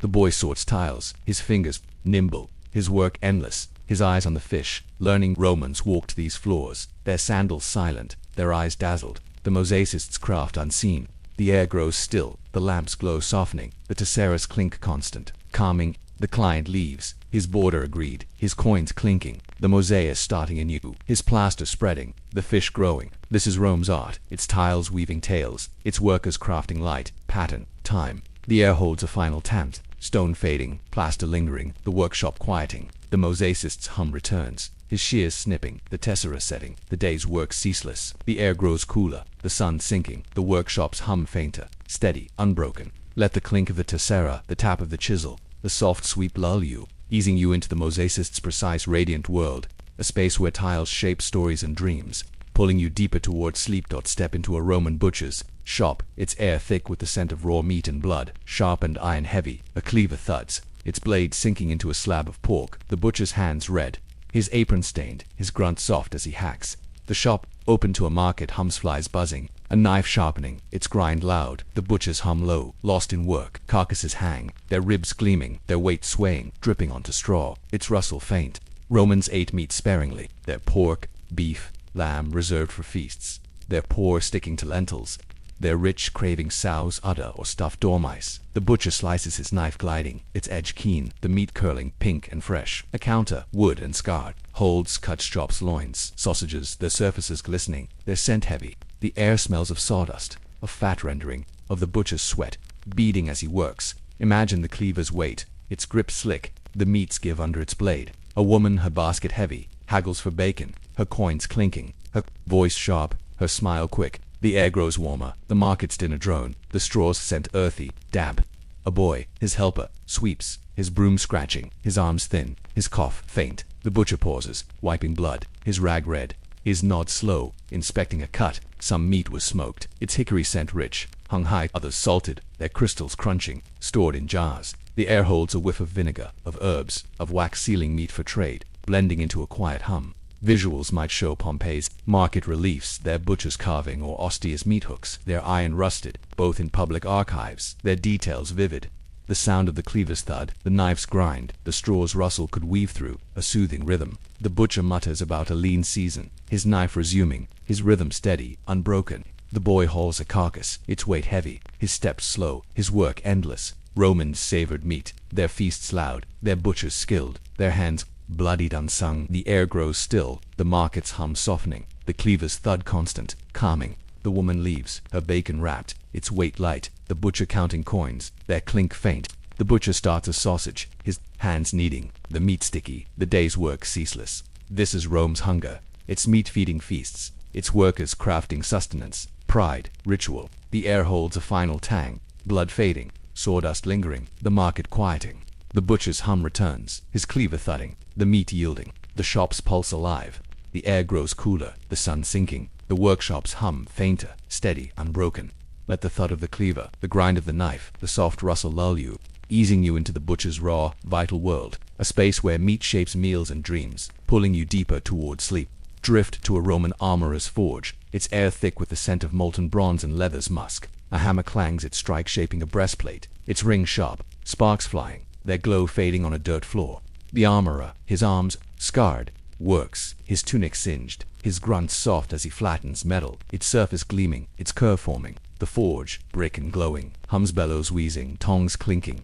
A mold's hiss as bronze cools. Anvils, black and pitted, stand, their weight unyielding, their hum constant. The air smells of charcoal, of oil, of the armorer's sweat, dripping as he hammers, his eyes squinting. Romans' armed legions, their larica segmentor tie-in strips, hinged clanking, their shields broad, their helmets crested. The armorer fits a plate, his chisel tapping its edge keen, the metal yielding, smooth. A shelf holds greaves, their bronze polished, their straps leather, their scent sharp. Imagine the hammer's weight, its grip worn, the metal's heat under its strike. A boy, his apprentice, polishes a helmet, his cloth whispering, his cough faint, his hands learning. The air grows hotter, the forges glow fierce, the sparks dance hypnotic. Some armor was ornate, embossed with gods, worn by officers. Most was plain, built for blood, mud, miles. The armorer pauses, dunking the plate in water, its hiss loud, its steam curling, its shine setting. A centurion, his cloak red, inspects, his sword sheathed, his coins heavy, his nod curt. The air holds a whiff of wax, of leather curing, of ash from the forge's heart, blending into a quiet hum. Visuals might show Pompeii's gladiator armor, its bronze vivid or Herculaneum's legionary plates, their iron preserved both in public archives, their details sharp. The sound of the hammer's clang, the bellows wheeze, the chisel's tap could weave through a soothing rhythm. The armorer mutters about a rushed order, his hammer resuming, his rhythm steady, unbroken. The boy oils a strap, his rag gliding, his work endless, his eyes on the plate, dreaming. Romans fought in this armor, their lives its strength. Their armor is skilled, scarred, unsung. The air grows still, the forge's glow softening, the hammer's clang constant, calming. The centurion leaves, his breastplate ready, its weight heavy, the armorer counting coins, their clink faint. The armorer starts a greave, his mold filling, the bronze glowing, the day's work ceaseless. This is Rome's defense, its armor shielding empire, its workers crafting strength, fire, pride. The air holds a final tang, bronze fading, leather lingering, the forge quieting. The armorer's hum returns, his hammer clanging, the metal yielding, the forge's pulse alive. The air grows cooler, the sun sinking, the workshop's hum fainter, steady, unbroken. Let the clang of the hammer, the wheeze of the bellows, the soft hiss lull you, easing you into the armorer's fiery, resolute world, a space where metal shapes valor and dreams, pulling you deeper toward sleep. Step into a Roman candlemaker shop, its air warm, thick with the scent of melted beeswax and tallow's faint musk. A pot simmers, its wax bubbling, its steam curling, its glow soft, painting the walls yellow. The candlemaker, her hands sticky, dips wicks, their linen threads dangling, their tips hardening, their weight light. The shop, small and cluttered, hums molds clinking, a knife trimming, her hum low, lost in work. Racks hold candles, their surfaces smooth, their colors cream, amber, some dyed red for feasts, their scent sweet. Romans lit their nights with these, their villas glowing, their temples flickering, their poor making do with oil lamps. The candle maker pours wax. Her ladle steady. Its drip soft, filling a mold. Its tin cool. A shelf, wooden and sagging, holds herbs, lavender, rosemary, their scent sharp, mixed into wax for scent. The air smells of honey, of fat, of her sweat, beating as she works, her eyes squinting. Imagine the wick's weight, its thread coarse, the wax's warmth clinging. Soft girl, her apprentice, twists wicks, her fingers nimble, her hum faint, learning patience. The air grows thicker, the pot's heat steady, the wax's sheen hypnotic. Some candles were grand, their stands bronze, lit for banquets. Most were simple, their light dim, their lives short. The candle maker checks a mold, her stick tapping, its wax set, her nod slow, approving. Priest, his robe white, orders temple candles, his coins clinking, his voice curt, his deadline tight. The air holds a whiff of smoke, of herbs drying, of wax cooling, blending into a quiet hum. Visuals might show Pompeii's candelabra, their bronze ornate, or Herculaneum's wax tablets. Their surfaces preserved, both in public archives, their details vivid. The sound of the pots bubble, the molds clink, the knife's trim could weave through a soothing rhythm. The candlemaker mutters about a short supply, her ladle resuming, her rhythm steady, unbroken. The girl sweeps wax strips her broom, scratching, her work endless, her eyes on the candles, dreaming. Romans burned these lights, their nights softer, their candlemakers skilled, sticky, unsung. The air grows still, the pots glow softening, the wicks dip constant, calming. The priest leaves, his candles wrapped, their weight light. The candlemaker counting coins, their clink faint. The candlemaker starts a new batch, her wax melting, its scent rich, the day's work ceaseless. This is Rome's glow, its candles chasing dark, its workers crafting light, warmth, ritual. The air holds a final tang, wax fading, tallow lingering, the shop quieting. The candlemaker's hum returns, her ladle pouring, the wick hardening, the shop's pulse alive. The air grows cooler, the sun sinking, the workshop's hum fainter, steady, unbroken. Let the bubble of the pot, the clink of the mold, the soft trim lull you, easing you into the candlemaker's warm, radiant world, a space where wax shapes light and dreams, pulling you deeper toward sleep. Wander a Roman vineyard's pruning season, its air crisp, scented with cut vines and frosty earth. Vines, bare and gnarled, stretch in rows, their branches trimmed, their wood piling, its snaps soft as workers clip. A pruner, his tunic patched, wields shears, their blades scraping, their cut clean, his breath clouding in the dawn's chill. The vineyard, sloping gently, hums, knives clicking, a basket's thud, the pruner's hum low, soothing the vines. The air smells of sap, of soil, of the pruner's hands, rough from twine. Romans cherished wine, their Falernian aged, their cheap Posca sour, their vines tended like children. The pruner ties a shoot, his twine knotting, its pull tight, guiding growth for spring. A cart ox-drawn creaks, its load of trimmings heavy, its wheels crunching frost, its driver whistling. Imagine the vine's bark, its texture rough, the shear's weight, its cut sharp. A boy, his helper, gathers clippings, his arms full, his steps slow, his cough faint. The air grows warmer, the sun rising, the frost melting, the vines hum alive. Some vines were ancient, their roots deep, their yields prized. Others young, their fruit green, their promise years off. The pruner checks a knot, his stick tapping, its tie firm, his nod slow, approving. A vintner, his cloak woolen, inspects, his tablet scratching, his voice curt, planning the season. The air holds a whiff of smoke, of dew, of wax sealing vine. Records, blending into a quiet hum. Visuals might show Pompeii's vineyard frescoes, their vines lush, or Ostia's wine amphorae, their shapes preserved, both in public archives, their details vivid. The sound of the shears scrape, the basket's thud, the cart's creak could weave through a soothing rhythm. The pruner mutters about a late frost, his shears resuming, his rhythm steady, unbroken. The boy hauls twine, his roll heavy, his work endless, his eyes on the vines, learning. Romans drank wine daily, their cups clay, their toasts long, their vineyards their wealth. The air grows still, the sun's glow softening, the shears scrape constant, calming. The vintner leaves, his plan set, his coins clinking, the pruner tying another shoot, its twine tight. This is Rome's vintage, its vines breathing empire, its workers crafting juice, time, pride. The air holds a final tang, sap fading, earth lingering, the vineyard quieting. The pruner's hum returns, his shears clipping, the vine yielding, the field's pulse alive. The air grows cooler, the sun higher, the vineyard's hum fainter, steady, unbroken. Let the scrape of the shears, the thud of the basket, the soft crick low you, easing you into the pruner's crisp-rooted world, a space where vines grow and dreams ripen, pulling you deeper toward sleep. Step into a Roman carpenter's workshop, its air thick with sawdust and the scent of fresh-cut cedar.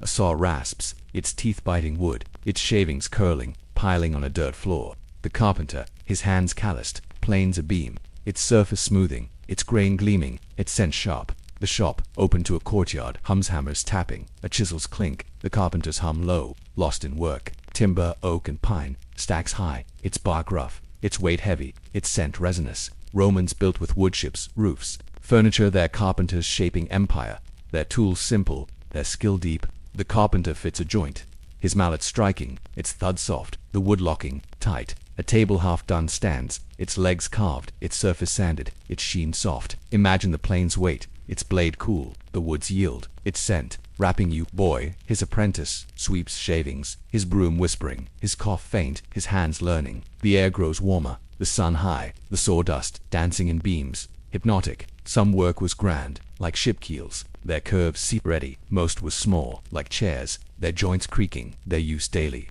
The carpenter pauses, sharpening his chisel, its grind soft, his nod slow, approving the beam's fit. A client, his tunic fine, orders a bed, his coins clinking, his voice curt, his deadline tight. The air holds a whiff of glue, of wax, of sweat, blending into a quiet hum. Visuals might show Pompeii's wooden frames, their grain preserved, or Herculaneum's furniture, their joints intact, both in public archives, their textures vivid. The sound of the saw's rasp, the mallet's thud, the broom's sweep could weave through, a soothing rhythm. The carpenter mutters about a warped plank, his plane resuming, his rhythm steady, unbroken. The boy hauls timber, his arms straining, his work endless, his eyes on the table, dreaming. Romans sat, slept, sailed on this wood, their lives shaped by carpenters, their hands scarred, unsung. The air grows still, the sun's glow softening, the saw's rasp constant, calming. The client leaves, his bed planned, his coins heavy, the carpenter starting anew, his chisel carving, the wood yielding. This is Rome's frame, its wood-binding empire, its workers crafting strength, form, life. The air holds a final tang, cedar, fading, glue lingering, the workshop quieting. The carpenter's hum returns, his plane gliding, the beam smoothing, the shop's pulse alive. The air grows cooler, the sun sinking, the workshop's hum fainter, steady, unbroken. Let the rasp of the saw, the thud of the mallet, the soft sweep lull you, easing you into the carpenter's grounded, tactile world, a space where wood shapes homes and dreams, pulling you deeper toward sleep. Drift to a Roman fisherman's boat, its air salty, thick with the scent of fish and tar-soaked ropes. Waves lap, their rhythm steady, rocking the boat, its wood creaking, its hull barnacle-crusted, its deck slick. The fisherman, his tunic patched,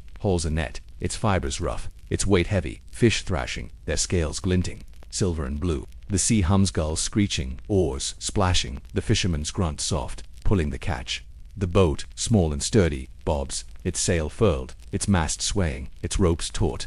Romans ate fish daily, their markets reeking, their garum vats bubbling, their fishermen braving dawn's chill. The fisherman sorts fish, his knife slicing, its blade keen, the guts spilling, their scent sharp. A basket woven and worn fills, its fish flapping, its wicker creaking, its weight growing. The air smells of brine, of seaweed, of the fisherman's sweat, beading as he works, his eyes squinting. Imagine the net's weight, its knots biting, the fish's slip, cold and slick. A boy, his helper, rows, his oars dipping, their splash faint, his breath heavy, learning the sea. The air grows warmer, the sun rising, the waves hum constant, alive. Some fish were prized like mullet, their price high. Most were common, their catch feeding the poor, their labor endless. The fisherman checks a net, his stick tapping, its knots tight, his nod slow, approving. A merchant, his boat nearby, haggles for tuna, his coins clinking, his voice curt, his order large. The air holds a whiff of pitch, of fish drying, of wax. Sealing baskets, blending into a quiet hum. Visuals might show Ostia's harbor mosaics, their fish vivid, or Pompeii's fishing nets, their weaves preserved, both in public archives, their details sharp. The sound of the waves lap, the nets creak, the knife slice could weave through, a soothing rhythm. The fisherman mutters about a thin catch, his knife resuming, his rhythm steady, unbroken. The boy bails water, his bucket clanking, his work endless, his eyes on the horizon, dreaming. Romans fed on this sea, their tables fish-heavy, their fishermen skilled, soaked, unsung. The air grows still, the sun's glow softening, the net's hold constant, calming. The merchant leaves his basket full, its weight heavy. The fisherman, counting coins, their clink faint. The fisherman casts again, his net spreading, its splash loud, the day's work ceaseless. This is Rome's tide, its fish-feeding empire, its workers crafting sustenance, salt, life. The air holds a final tang, brine fading, fish lingering, the sea quieting. The fisherman's hum returns, his knife slicing, the fish yielding, the boat's pulse alive. The air grows cooler, the sun sinking, the sea's hum fainter, steady, unbroken. Let the lap of the wave, the creak of the net, the soft splash lull you, easing you into the fisherman's wet, rhythmic world, a space where seas yield and dreams drift, pulling you deeper towards sleep. Step into a Roman ropemaker's yard. It's air-dry, thick with the scent of hemp and dust. Fibers twisted and coarse stretch across posts, their strands creaking, their weight pulling, their texture rough. The ropemaker, his hands calloused, spins a wheel, its wooden frame groaning, its rhythm steady, braiding strands into a thick cord, its surface bristling, its strength growing. The yard, open and wide, hums rope snapping, a mallet's thud. The ropmakers hum low, lost in work. Piles of hemp, brown and tangled, lie, their scent earthy, their fibers shedding, dusting the ground. Romans relied on ropes for ships, cranes, bridges, their strength-binding empire. Their makers skilled. The rope-maker twists a strand, his fingers raw, its fibers biting, his grunt soft, tightening the braid. A coil, half-done loops, its weight heavy, its length piling, its end fraying. Imagine the hemp's grit, its strands coarse, the wheel's weight, its turn slow. A boy, his apprentice, hauls fibers, his arms straining, his step slow, his cough faint. The air grows warmer, the sun high, the dust dancing. The ropes hum alive. Some ropes were massive, rigging galleys, their braids thick, others fine. For nets, their twists tight. The ropemaker checks a cord, his knife trimming, its blade keen, his nod slow, approving. A sailor, his tunic salt-stained, orders rigging, his coins clinking, his voice curt, his ship waiting. The air holds a whiff of tar, of hemp drying, of wax sealing coils, blending into a quiet hum. Visuals might show Ostia's harbor ropes, their braids preserved, or Pompeii's crane fibers, their twists intact, both in public archives, their textures vivid. The sound of the wheels groan, the ropes snap, the knife's trim could weave through a soothing rhythm. The rope maker mutters about a short supply, his wheel resuming, his rhythm steady, unbroken. The boy twists a strand, his fingers learning, his work endless, his eyes on the cord, dreaming. Romans sailed, built, lifted with these ropes, their lives tied, their rope makers skilled, raw, unsung. The air grows still, the sun's glow softening, the wheels groan constant, calming. The sailor leaves his coil ready, its weight heavy, the rope maker counting coins, their clink faint. The rope maker starts anew, his fibers braiding, its creak loud, the day's work ceaseless. This is Rome's strength, its ropes binding empire, its workers crafting tension, trust, life. The air holds a final tang, hemp fading, tar lingering, the yard quieting. The rope maker's hum returns, his wheel spinning, the cord growing, the yard's pulse alive. The air grows cooler, the sun sinking, the workshop's hum fainter, steady, unbroken. Let the groan of the wheel, the snap of the rope, the soft, trim lull you, easing you into the rope maker's tough, twisted world, a space where fibers bind and dreams hold, pulling you deeper toward sleep. Step into a Roman baker's oven yard. Its air hot heavy with the scent of burning wood and rising dough. Ovens, brick and domed, glow, their mouths red, their heat pulsing, their crackle sharp as logs burn. A baker, his tunic dusted, slides a loaf, its crust hissing, its steam curling, its scent yeasty, warm. The yard, open to a bakery, hums peels, scraping dough, slapping. The bakers hum low, lost in work. Loaves round and scored, pile, their surfaces golden, their weight light, their steam fading. Romans ate bread daily, their pawnies crusty, their pour chewing coarse, their rich savoring white. The baker kneads, his hands sticky, his knuckles floured, his grunt soft, shaping a loaf, its dough yielding.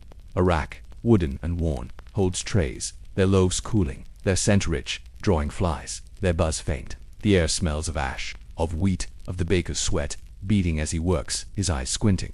Imagine the dough's weight, its texture soft, the oven's heat, its breath scorching. A boy, his helper, hauls wood, his arms straining, his steps slow, his cough faint. The air grows hotter, the ovens glow fierce, the doughs rise hypnotic. Some breads were spiced, their sesame crunching, others plain, their flour gritty, their bake fast. The baker checks a loaf, his stick tapping, its crust firm, his nod slow, approving. A customer, her basket empty, buys a loaf, her coins clinking, her voice curt, her hunger clear. The air holds a whiff of yeast, of char, of wax sealing flour sacks, blending into a quiet hum. Visuals might show Pompeii's bakery ovens, their brick preserved or Herculaneum's carbonized loaves, their shapes intact, both in public archives, their textures vivid. The sound of the peels scrape, the ovens crackle, the dough slap could weave through a soothing rhythm. The baker mutters about a short supply, his peel resuming, his rhythm steady, unbroken. The boy sweeps ash, his broom scratching, his work endless, his eyes on the loaf, dreaming.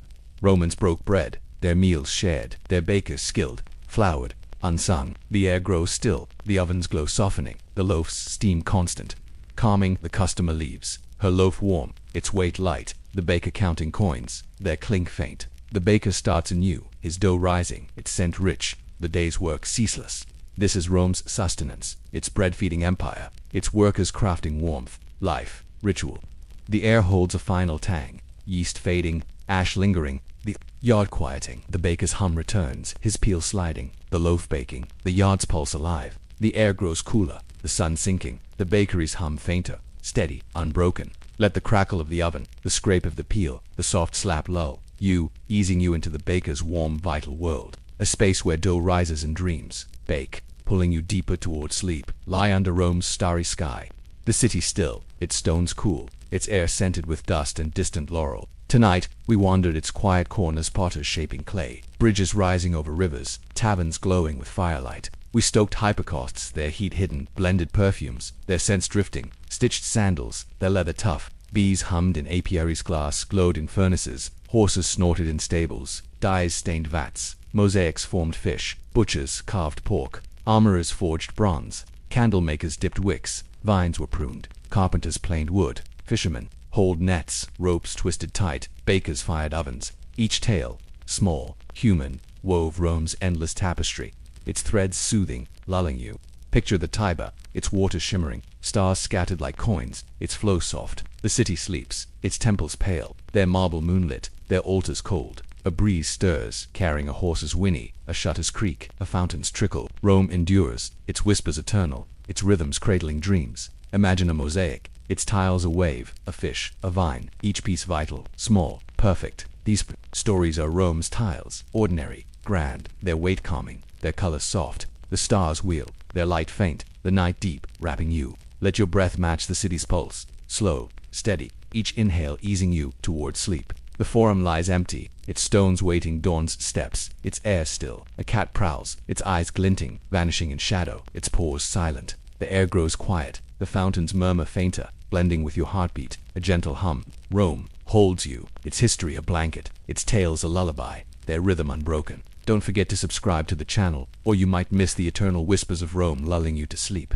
Picture the sky, vast, endless, stars watching, their glow soft, guiding you. Let the trickle of water, the rustle of leaves, the soft hum of a sleeping city carry you, easing you into Rome's embrace. Its quiet, timeless gift. The air holds a final scent, laurel fading, stone lingering, the city's breath steady. The stars fade, dawn a whisper, the Tiber's flow constant, alive. This is Rome's heart, its stories weaving sleep, its pulse pulling you deeper, gently, into dreams.